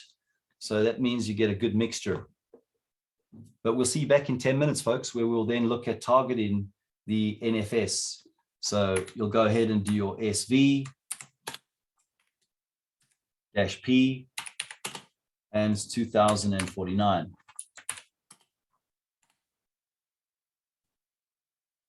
Okay, so that's going to be your NFS, your network file system. But we're going to have to use some other techniques because it's not giving us many details. So when we get back from a break, we'll be doing a little bit more enumeration. And then we'll be able to literally access the remote server where we're going to actually create new SSH keys. And we're then going to be uploading those new SSH keys. That's what we're going to be doing. But first, we'll take a quick 10-minute break. Thank you so much, everybody. Appreciate all of your amazing interaction.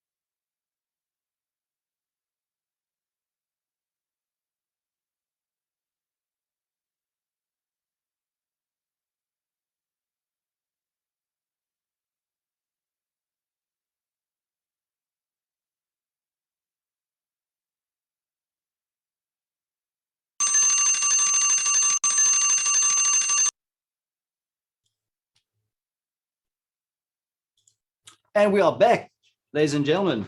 Now, as we're looking at all these great resources, you're probably thinking, okay, look, Wayne, there's a lot of stuff we got to read. We're not big into reading. I know you're not. No, nobody really is, but we all sometimes have to do it. And that means that you got to learn some secret cool techniques that really is not new.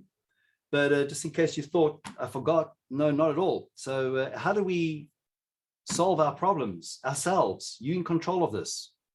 This is a reminder. This is how you need to teach yourself to do things by using repetition. And here's the fun answer. The conscious mind, yes, you're in it. Remember I said that's the seat of your identity, your spirit, your consciousness. That's where you are. Oh, then who's in the subconscious mind? I go, nobody. There's nobody in there. It's a machine like. Aha, so it seems like our subconscious mind is our long-term storage. That's why you need to sleep. Because when you go to sleep at night, it uploads your information to your long-term storage in your own machine kind of thing, right? Because, you know, there's a dog, he's talking about a CD recorder. Remember CD-ROM? Awesome. A CD recorder. Why is that relevant? Well, let's say I record a program on a CD, put it in the machine, push play, and it plays the program. And I say, I don't like that program. So I say, okay, CD player, change the program, make something more fun and something I would like better than this program. Then, of course, the program continues to play just as it was, and then you get a little more upset. Come on, please change that program. I asked you to change the program. Don't eat the donuts. Don't you remember I said that? Still eating a donut. All right, so this is the part where if you get frustrated, it's because you've got to understand why you're failing. And that just simply means you need to put some more effort into whatever you're trying to achieve. Right? So, you know, when you want to change your perception, you've got to ensure you keep doing that repetition, the practice. I get very frustrated and very upset with myself, and then I really almost give up because how many times do I have to tell myself not to eat the donut, still end up eating donut to realize. All right, so for us, failure is not an option. If we don't take control of our technology, well, we're all probably going to suffer for that. So that's why I say failure is not an option, because we all got the ability to make an effort at least and make the difference. It's not making any difference at all. The point about it is this. When your conscious mind was telling your subconscious not to eat the donut, who were you expecting to hear that message? And then you realize there's nobody in the subconscious, a machine. So I say, yeah, go talk to the CD player. It's playing a track on an album. I say, okay, tell it to play something different. Just talk to it. And the answer is, it's not going to change. It'll never change. I go, yeah, there's your problem. You cannot talk yourself into change. You've got to do it. And if you've ever watched any of Jocko Willink, he's an amazing guy. Yes, you need to own your stuff. You need to set your challenges yourself, as you'll see, right? So you're not going to talk yourself into change. You've got to do it. Trying to talk yourself into change is not going to work because the subconscious mind has nobody to listen to your story. So I said, well, how does it change? I said, well, how does it learn? And here's the 3 things to rewrite your subconscious.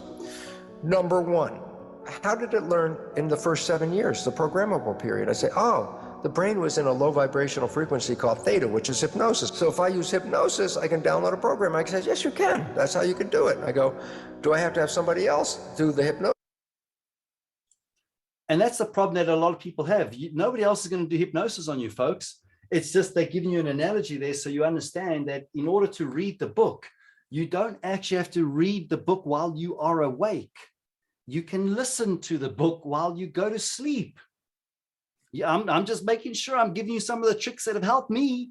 Remember, it may not work for you. So this is the part where you have to try some of these things. But before you can actually have an opinion, you've got to have an opinion based upon what you've experienced. And too many people in this world have got opinions about everything else that they've never experienced. That's why we've got a lot of these, what we call know-it-alls, right? They think they know it all, but reality is, we don't want to maybe speak about Snowden because his intentions, I think, were pretty good, but he got caught by the ego. The ego caught him because he wanted to play the role of a hero. So he wanted to go and be a hero, because the same as like people who get certified and they want to keep bragging about the certification, that's great. But we need to make sure we got the skills to back the certifications. So the same thing, right? People's perceptions. You cannot change it. They have to change it. You can only give people information and allow them to do what they want to do with that information. On me, I go, here's the fun part. The vibration of theta is a low vibration. It's below consciousness, which is alpha. And a higher vibration in alpha is beta, which is like schoolroom studying, work mind, work consciousness. And so there's higher vibration is beta. The next one down is more calm, is alpha. When you go down below alpha, theta, which is the hypnosis or imagination phase as well, because children in that theta period, first 7 years, mix the real world and the imaginary world seamlessly, and that's because theta is imagination and reality mix. And then below theta is one lower vibration called delta, which is absolute sleep. I say, what's significant? I say, well, every day when you wake up, you're coming from delta, the lowest vibration, just as you're waking up in the morning, just as you're coming out of sleep, the immediate groggy period in that beginning, that's theta. That's where imagination and hypnosis and reality start to mix together. So guess what? Every day when you're going to bed or when you're waking up, you go through a zone of theta. Naturally, from sleep vibration delta, the lowest, to waking up, you have to go through theta. Theta is imagination. So guess what? If you put earphones on and play a program as you're going to bed. All right, so this is you doing that, folks. You going along and maybe playing a book to yourself and listening to the book while you go to sleep. Yeah, nobody else has to do it for you. You can choose whatever you want to be learning. So instead of it having to go into your conscious mind first, your conscious mind, when you go to sleep, your subconscious mind is very, very helpful to learn new things. So again, this is something you can do, and there's many other things that you can do as well. But that means we need to have enough electricity. And play a program as you're going to bed. Just as your conscious mind lets go and is not paying attention to the program at this point, you're really going off into sleep. Theta is engaged. And what's theta doing? Taking the program and downloading it into the subconscious mind. Wow. Okay. Well, I didn't know that for such a long time. It would have been helpful if that Dr. Bruce Lipton had told us this long time. I would have been reading a lot more books. So if you are not a big fan of, various different books that are available in audio forms, amazing. So this is the part that people don't want to believe it because their opinion is it doesn't work. Remember to try things first. So when you go and read a book, go and listen to it as you're going to sleep. There you've covered the input. And that's amazing because nobody likes the input very much. I mean, I love to read books, but even the really exciting books, sometimes they're a little bit boring. So how do we then keep the actual knowledge in our mind? Well, when you go along and you do an activity, you either talk to somebody about it. Remember, you're looking at your actual applying that knowledge that you've gained by the input, the reading of the book, the listening to the lecture, whatever else that is. But in order to actually apply that, we go and experience it. And this is the part where you go along and say, oh, great, I've got this entire environment. It doesn't have to be TriHackMe, but hey, I'm showing what we do in the world, right? So to go and learn to launch newer exploits, I can go along and not have to set up all of the complex environment. I can literally just go along and practice using the techniques I need to in order to launch the exploit. Yeah, pretty amazing if you ask me. And of course, then you've got to go along, and the challenge is, that's the part where if you're not challenged, us human beings are very, very powerful. We need to be challenged all the time. And as you go through, you look at it going, oh, wow, look, check it, they're using Nmap. That's very similar to what we're doing. And they went through the discovery. And of course, we're going to continue to do that. This was just showing you some examples of how you can continue to learn without always having to go to a course, which we know it's amazing. For me, if I'm working with a great bunch of group people, amazing. But right now, the current world, very much people are very different because many people are still fearing things. And the reason why they have so much fear is because they know they're not very healthy. They know it because they don't feel very healthy. And so when I started doing a little bit of exercise, I'm not saying you have to become a super duper bodybuilder, but just go and do a bit of exercise. Why is that? Because your brain needs that exercise. Yeah. So we've seen enough of those examples. We're now going to go along and make sure you start looking at building things. Like if you want to learn more about AI, this is an amazing little Raspberry Pi that's using highly weaponized AI. Oh, yeah, artificial intelligence. So when you go along and be like, okay, so how did this guy come up with this idea? This is perhaps a great article. So we start thinking about what things could be done with these little types of devices. And thank you so much for posting those links there, as usual. But this is, you know, looking at why he designed things the way he did and whatnot, pretty cool. So at this point, we're going to go in and grab remote code executed access. Some of the things that are changing right now, and this is the part where you've got to always have a physical environment set up as well, because I know the attack works. It's worked very often. I do the same thing and do a lot of these different types of demos, but I didn't look at using the Raspberry OS, this newer version. So we're going to find out, right? If you set up a Linux machine, you don't have to, you know, go and use Kali Linux, although you can, because sometimes you might be wondering, well, can I trust the people who set up those applications or projects or whatever else they are? I'm not talking about Kali folks specifically. I'm just in general. All right. So at this point, we've now been able to find out there's another open port, NFS. NFS is very crucial because it's very often used for sharing resources. So it's your network file system, effectively. And so we want to go along now and look at doing some reconnaissance, more queries to those different techniques, using different tools to get more details about the NFS. One of the tools we want to look at using is going to be the RPC info. And we need to install the RPC info, which is part of the RPC bind. So we're going to do an apt install, and we're going to be installing RPC bind. RPC is the remote procedure call. So this is just an important package because it's going to allow us to use some of the commands like RPC info. And we also want to install the NFS common. These will be like network diagnostic troubleshooting tools. These are not hacker tools. So when we go along and, oh, great, we got them both installed. I'm liking this newer version of Raspberry Pi Debian. Pretty cool. So if you do a quick cat etc OS, you'll see the details I showed you that earlier on. So yeah, this is pretty impressive.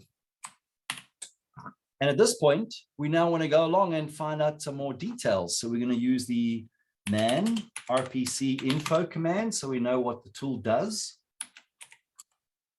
RPC info, it's going to allow us to make remote procedure calls to try and find out more details about the registered RPC services.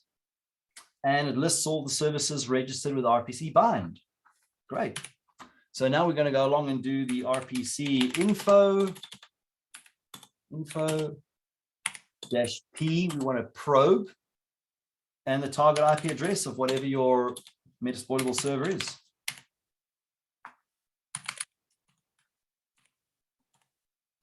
Great. So it's shown us that NFS is running both UDP and TCP, depending on if it's server client side. And the next part is let's go along and verify that with the show mount. So man show mount. So show mount's going to query the mount daemon on a remote host. So basically, we want to go along and find out what kind of directories are accessible on this remote Ubuntu server that allows us to use the NFS, the Network File Server Protocol. Huh, awesome. And these, of course, are showing you some of the traditional Linux commands as well, like diagnostics and troubleshooting. So we'll use the show mount and then -- help sometimes will show you a short syntax perhaps. And we're going to just use the show mount -e. We want to look at the export list. So what systems or what folders are actually being shared. Whoops. And this is not a good day for the system administrator who set up this server. Because remember, when we started earlier on, I said to you, when you want to change the root of your Linux file system, it's the /. So what this is telling us, that the system administrator who set up this NFS share accidentally shared the entire root file system. Holy moly, that's not a very good weakness, as you're going to see. Because now some of the other commands that I'm going to be showing you are going to be very helpful. I was just updating some of the website links in the notes that I've been creating for you folks.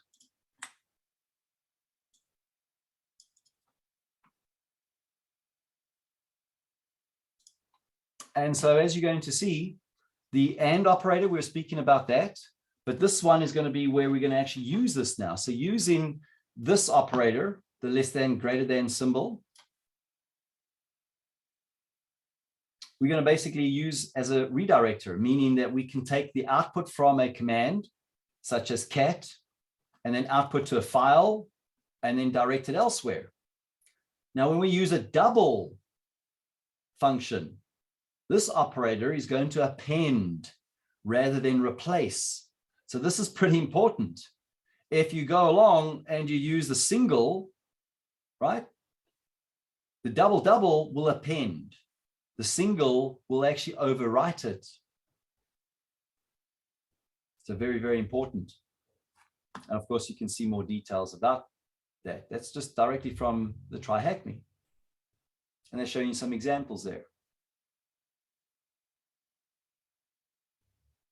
So when we go along and we use this to add a new SSH public certificate to that remote server, and then we're going to SSH into that server, well, you're going to obviously see this is showing you in the Linux Fundamentals Part 1.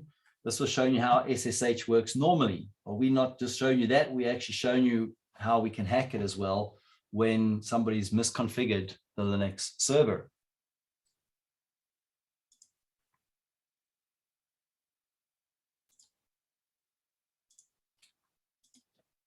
And so at this point, we now want to go along and generate new SSH keys.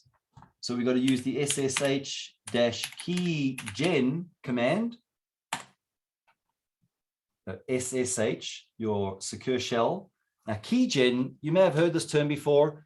Don't use hard-coded keys. Well, many of these devices sometimes have got hard-coded passwords.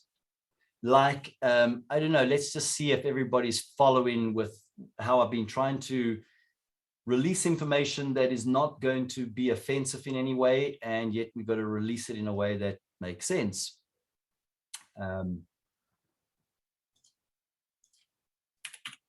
So if you have an HTC tablet or cell phone, I'm sorry, it's not a good day maybe for you, because if you want to go along and access your entire, remember Android for all intended purposes is actually Unix, it's Linux. This was the teardown from that DJI drone. You can see it's running ARM. It is running a version of Android where they were able to ADB and access all of the chips, of course. Yep. And then obviously gain root access. So if you have a device like an HTC cell phone or tablet, when you need to unlock your encryption, so these devices come with full disk encryption. When you try and access the encrypted data, you start realizing like, oh, this is interesting. So let's make this a little bit clearer again.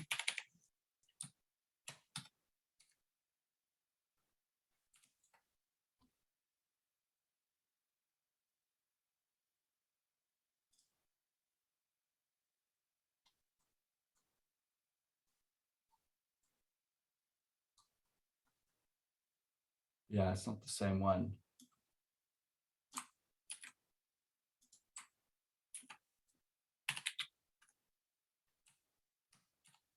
So if you're using a device that's not manufactured in the United States of America, you can neither confirm nor deny the severity of the state of security. Welcome. This is a demonstration of the serious privacy issues that have been uncovered in certain Xiaomi browsers. All right, now he's a real Englishman. You can hear the accent. So in case you don't understand what he's saying, I will just put the titles up there because I went to school in England, and no jokes, folks. If you've been to England ever before, you can go 50 miles down the road and the accent's completely different. Like those Geordies. I mean, I love the English stuff. Don't get me wrong, right? My dad's English, so I got some of that blood. But he's a real Englishman, and so if you have one of those devices, you need to be aware that they have access to your keys. They have recovery agents, which is what the details are pretty much saying. That have been uncovered in certain Xiaomi browsers. Now, the browser we're talking about is the Mint browser. This was installed from the Google Play Store a few days ago. We're going to use a tool called Burp Suite to intercept the requests going between the phone and external servers. All right, now Burp Suite is just software. Let's not start burping. I think if you've ever done any web security, Burp Suite is amazing. And of course, he's able to intercept even the HTTPS because he's just set up the certificate to use through Burp Proxy. And you're going to see, of course, what happens is more than what you probably even thought of, right? They got unique identifiers where they're able to track everybody's moves if they want to, meaning the folks who obviously built the browser to do the things that it's doing. Now within the browser, I'm just going to search for QWERTY. I'm going to let those results load. You can see requests are being intercepted all the time. They're going through to a domain called MUI.com, which is a Xiaomi controlled domain. You can see there's quite a lot of them. Now, it can be quite hard to find which one in particular has got our search term in it. So I'm going to go for the bottommost one there. And I'm going to use a simple tool called CyberChef to decode this data. All right, now this is very important. CyberChef is a tool by the British GCHQ. So you can do some really awesome baking, apparently. But this is looking at being able to encode, decode, encrypt, decrypt. It's got very, very, very powerful operations. And there's a reason why the British GCHQ released this, because those agencies all over the world are trying to stop a lot of the criminals. For me, I'm not worried about governments trying to hack me because they got to do their job. And if I'm criminal, they got to do their job. But what I'm concerned about is obviously criminals targeting folks, and that's the part where we start realizing that we've got to be much more skilled when it comes to our technology to be able to better defend. So as you'll see, the most normal, even more experienced IT professionals won't even know how to do some of these things. So there's a lot of data there, but in order to decode it, you've got to use some of the actual decoding tools. So maybe they're using base64 encoding or various other methods as well. Now you can see we've ended up with human readable data here. I'm going to search for URL within there. And you can see quite quickly, there's the Google URL with our search term being sent through to Xiaomi. So it's encoded and compressed, but there's no encryption. Now, there's another bit of data within here called a UUID. Now that UUID is repeated 10 times within this packet of data. You can see it there. Now this UUID doesn't appear to be changing. It's been the same since I installed the app on my phone. It was the same yesterday as it is today. That's a problem because it ties my requests through to my browser, which in turn ties them through to me. Now, did they do this in incognito mode? Well, the answer is yes. So what I'm going to do is I'm going to put the device into incognito mode and press the ... Now remember, incognito mode, right, is not meant to be doing this. So it's not doing anything different when you use incognito mode. Of course, on this device and this specific version and whatnot, maybe they've cleaned that up. Turn incognito on. You'll notice down at the bottom, the tab button has now got a mask on it.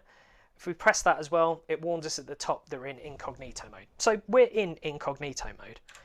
I'm now going to perform another search. So I'm going to search for ASDFG. Search for that. The results come through. I'm going to go for that Urban Dictionary result at the bottom there. Now, I think it will be this bottommost one that contains the request that we just made. So let's go for that. So again, that long, random looking string. Let's take that. We'll copy and paste it. We'll put it through into CyberChef, and I will search for URL again. And there you go. You've got that ASDFG request that I just sent in incognito mode through to Google, but it's also being sent through to Xiaomi. Now the other thing is, let's look for that UUID. There's that UUID in the incognito request made through to Xiaomi.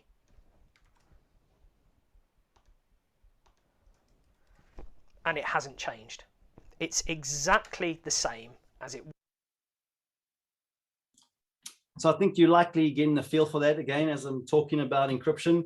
People don't set up the encryption properly, or they make mistakes. So you can see what happens here is you've got to boot your device into fast boot mode. There's specific key sequences normally that's going to give you your serial number.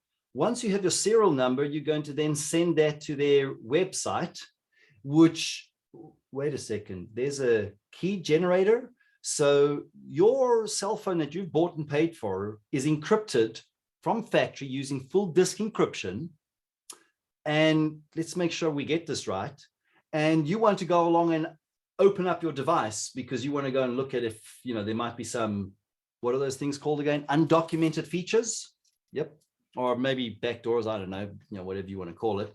And yeah, so that means that they send us the private key that is needed to decrypt our data. What? No, it can't be that. I mean, really? So they got a key generator, but it's not theirs. It's just their web service. So yeah, I'm obviously being super duper, humorous about this. But that is the reality behind a lot of things that you may not have been aware of. So this is the part where if you're going to be doing more security focused things, you want to make sure you use more of a secure cell phone, like maybe a Google Pixel, because a lot of the Android devices that have got overlays, they're not pure Android operating systems, right? They overlaid. So HTC and some of those other vendors are using overlay Android. And then if you've got a problem with the browsers, this is where, you know, I know it sucks to sometimes like turn everything off because we're going like, wait a second, so we can't stop this. This is a weakness that can't be stopped. Correct. So Graphene is a privacy-based Android OS, which basically means there's no marketplace. Not that it's because we know Google are not able to do a good enough job. Because we know that these browsers and the software and all these things that are being distributed through the marketplaces means that the marketplace operators are really with very poor security. So we need to take things into our own hands. And of course, this is just giving you one example, but you'll see a whole lot more of made in the US.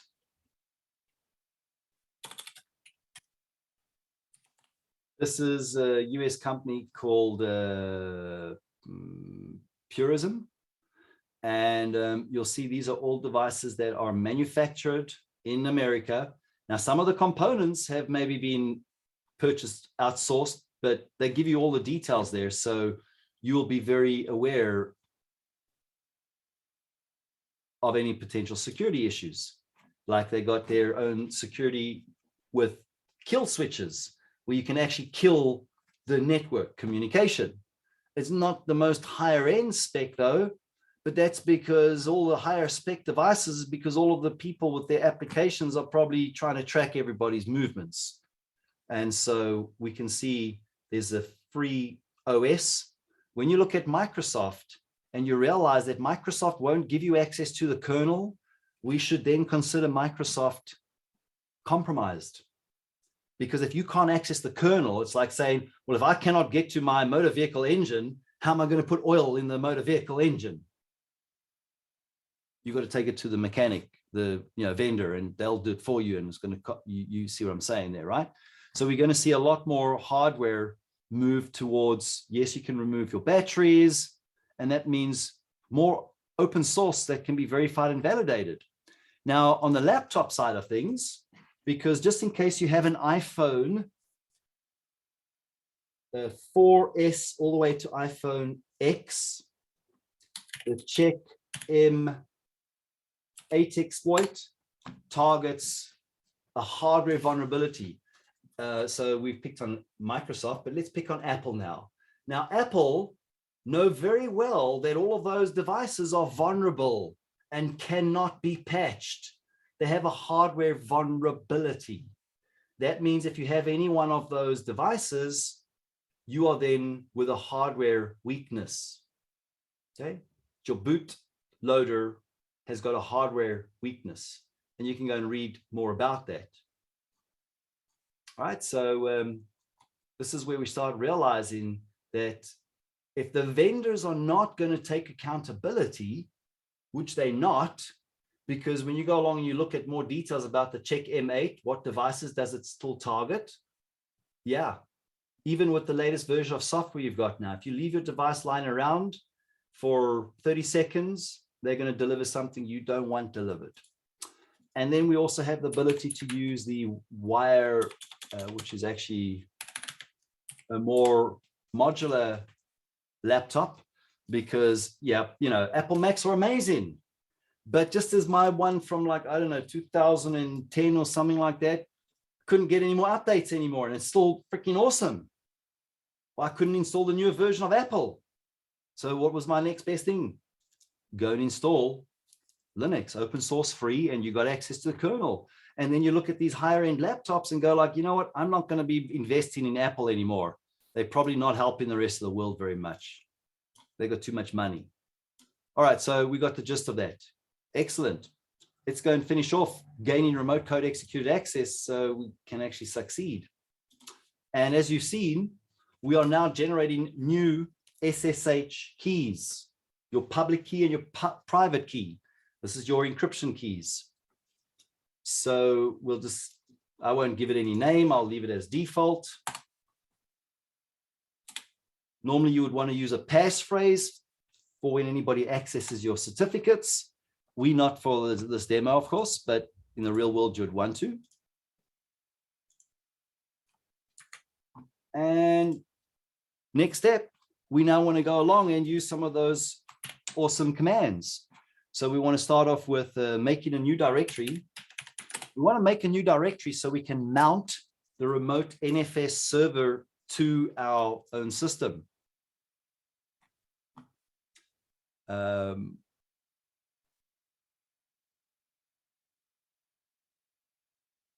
Yeah, so just somebody said, so if you just go and verify that Check M8, because if it's the iPhone X, it's definitely vulnerable. But if it's the X Plus, then I think it's got a slightly different bootloader. So double check that, because you know, yeah. So I just give that to the kids to go around and play with though. So always verify and validate that you don't have a hardware device. Now remember, you can go and sell it secondhand and make good money still from it, and then just buy the newer version or something. But it's just poor of Apple not letting people know when they've got a hardware weakness that cannot be patched and they don't know it.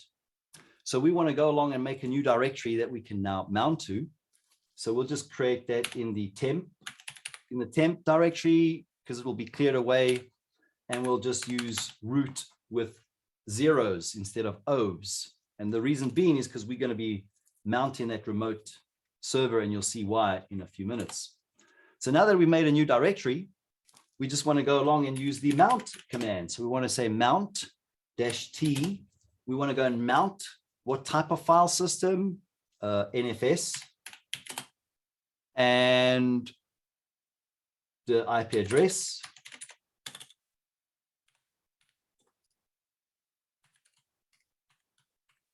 Of your target. And then you're going to tell it, well, I want to mount to the /. Remember, this is the Linux file system. The entire file system has been shared instead of just like a folder called public. So this was a system administrator's mistake, I'm sure. And we want to now say we want to mount that to our new directory we just created, the temp root, and we're good to go.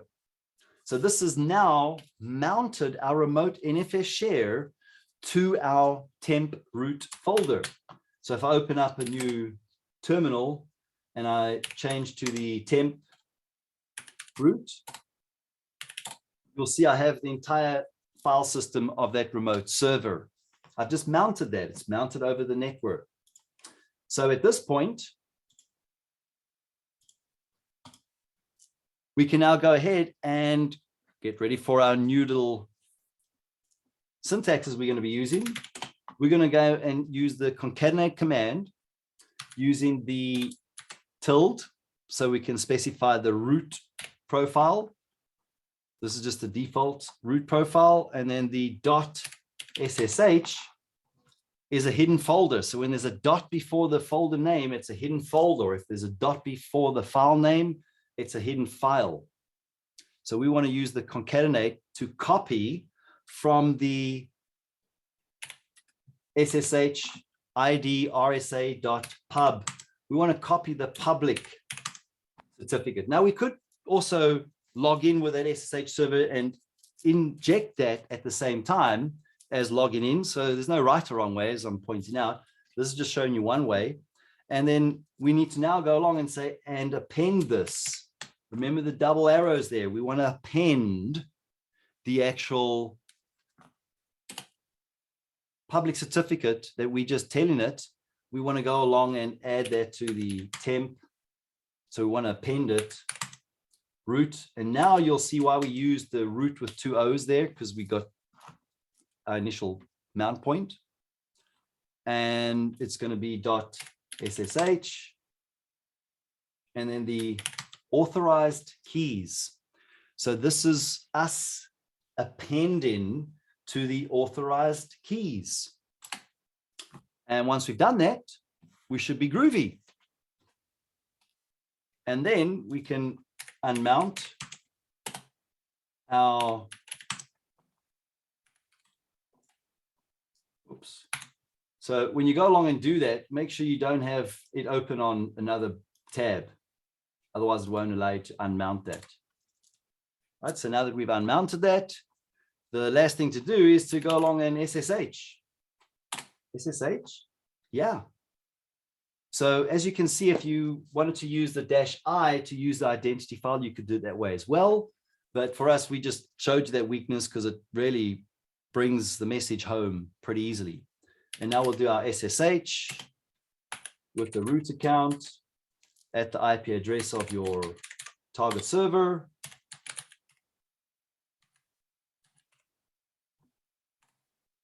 And it should not ask you for any password. So just accept the public certificate.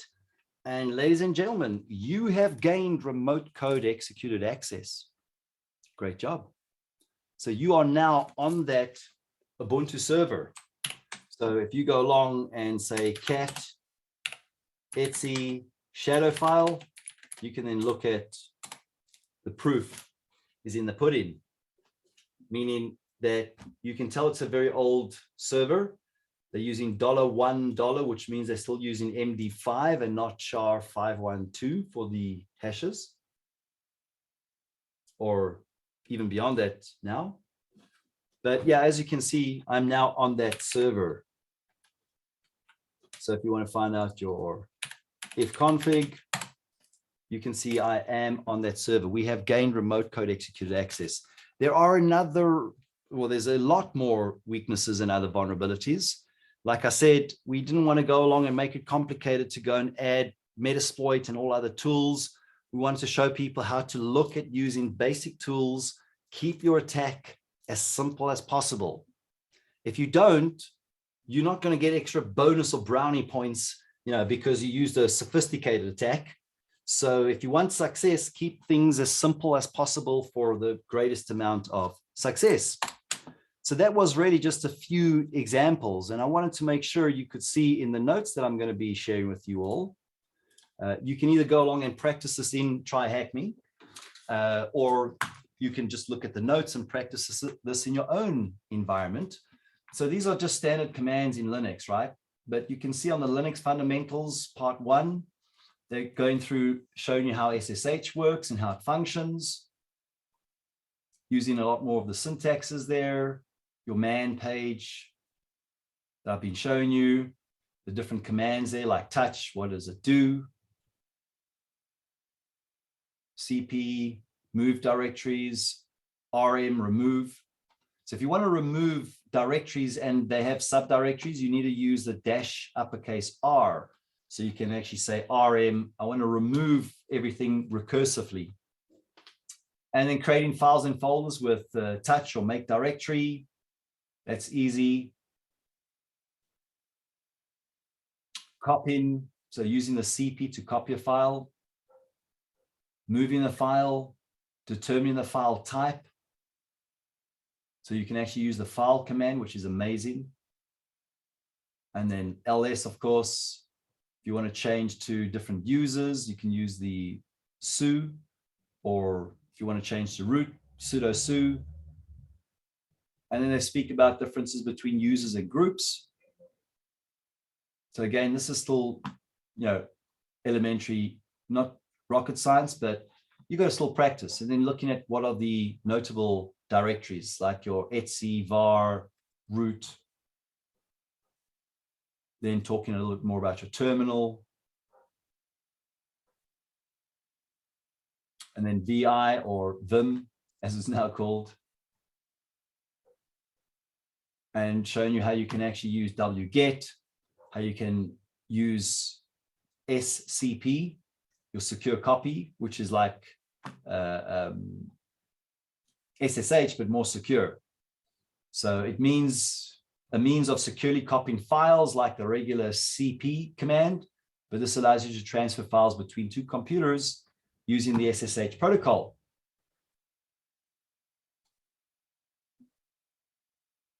And there's just some examples. Now, I haven't put down a lot of the questions that you would be asked, so you can go along and when you go and do some of those exercises, you will obviously have the opportunity to answer a lot of questions as you go through that. So as far as the software is concerned, I did put some of the updated information in there. And also your Linux command lines. This guy's got amazing videos. I don't know who he is, but he's got some really great videos taking you through, showing you all the various different, more advanced things you can do through the command line. And you can see pretty helpful, talking about quite a few different Linux distributions, virtualization software, and some software to create USB bootable flash drives as an example. Now, on the websites, you'll see I've been putting a lot of this information there. One last thing I wanted to share with you folks. Remember, if you want your brain to work and you want to learn much more, that means your brain needs to have a good amount of energy, and you need to not be stressed out over nothing. This is, again, these are notes that you can always verify and validate. So you'll see this is talking about some very influential people. One of those was Dr. Bruce Lipton. Another guy is Dr. Joe Dispenza, helping you to reprogram your mind so you can succeed, right? But of course, that's your choice, right? If you're going to be committed, you're going to make the effort. And then we've got a second brain. People don't know about the second brain. It's basically used to control all of your digestion. It's called your mesentery organ. And you should go along and look at these things. When you go and verify things, you want to always go and look at other sources. So when I was looking at this scientific information, I was going like, well, surely other people knew about it. So let me go and look for, where that connects and links. So you're going to have verification, right? You need to verify the results. So it's not just one thing you found online and you think, oh, that's true. You want to go along and learn that and verify. And the last one here was basically an amazing story by a doctor that had to heal himself because he was otherwise going to be dead. So this is pointing out that your body is very severely affected by negative emotions and being stressed. Helen Hadsell was able to win any competition she took part in. She was known as the contest queen. So what this is pointing out is he's a doctor, and he's going to explain that your entire body is, a battery basically.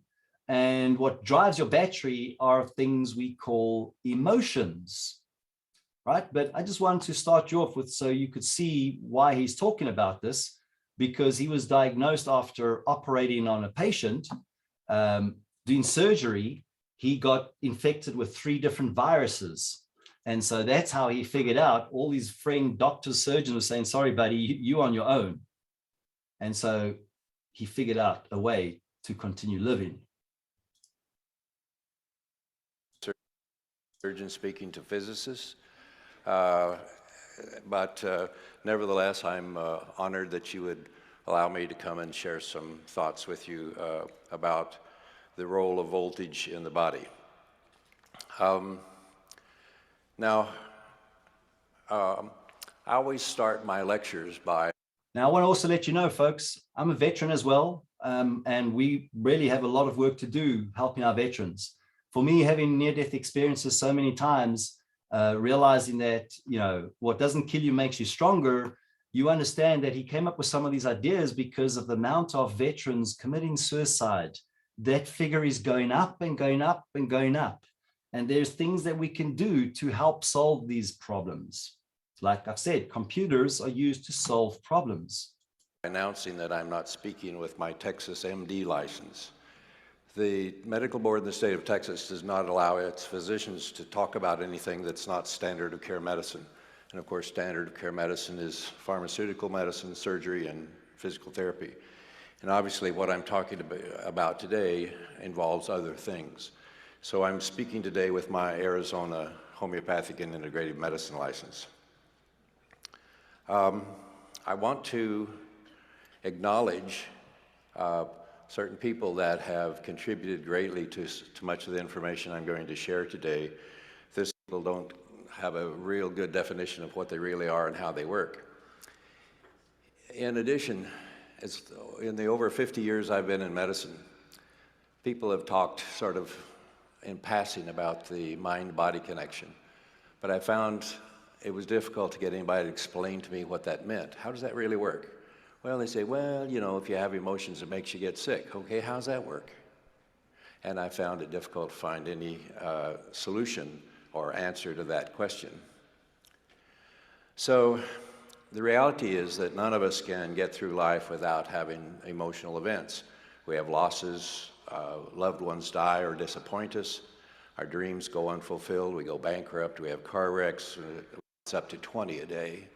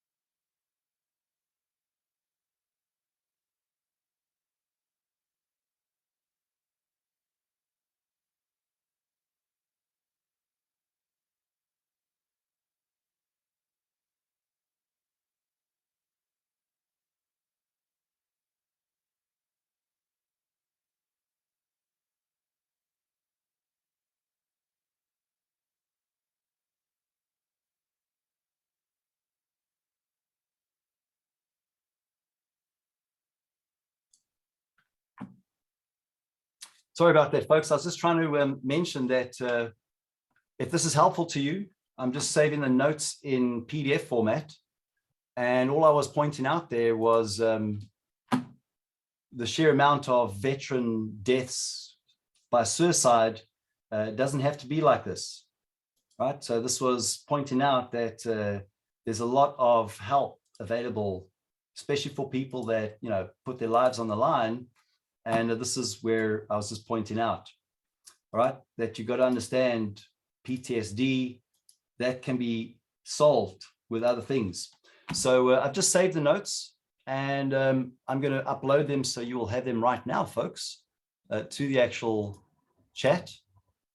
And the PDF is, let's see how big it is.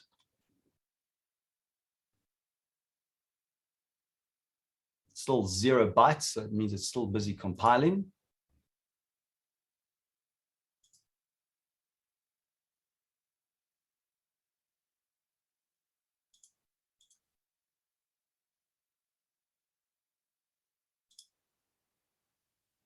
File is invalid. Let's see why.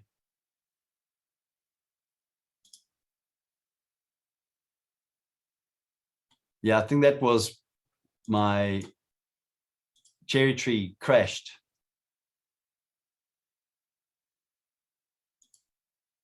Let's do that again.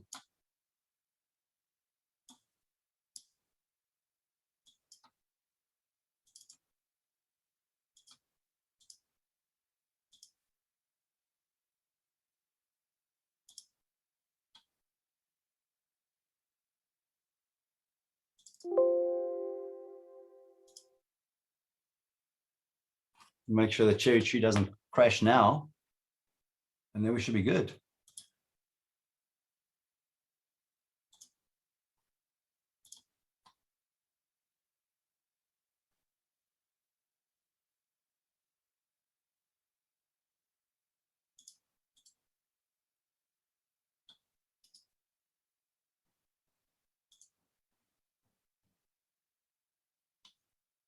Well, it's 10K. It's only got like 1 page. I don't know why it's not working, but let's try that one last time. This time I'll try the file export this way.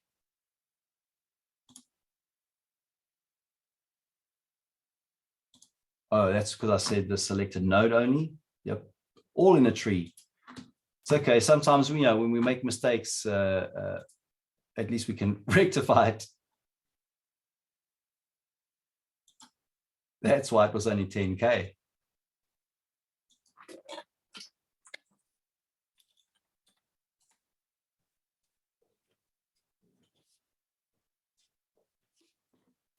The video will be posted in a couple of weeks. It's just that time of year where, you know, summer and everybody's getting crazy. But why did that crash again?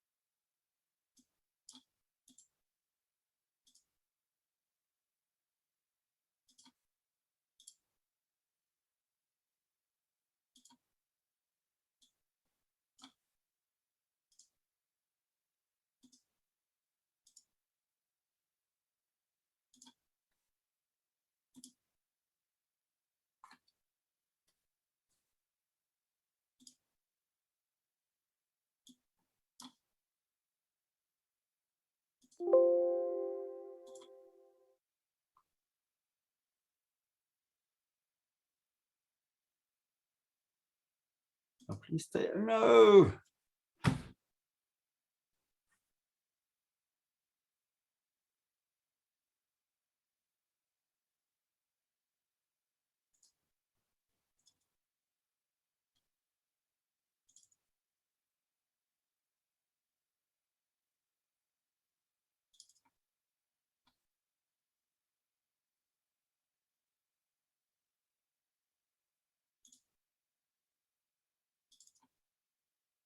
There we go. finally, I'm sorry about that, folks. It's just, this is what happens sometimes when you use free open source stuff. Just want to make sure I can open it. And there you have it.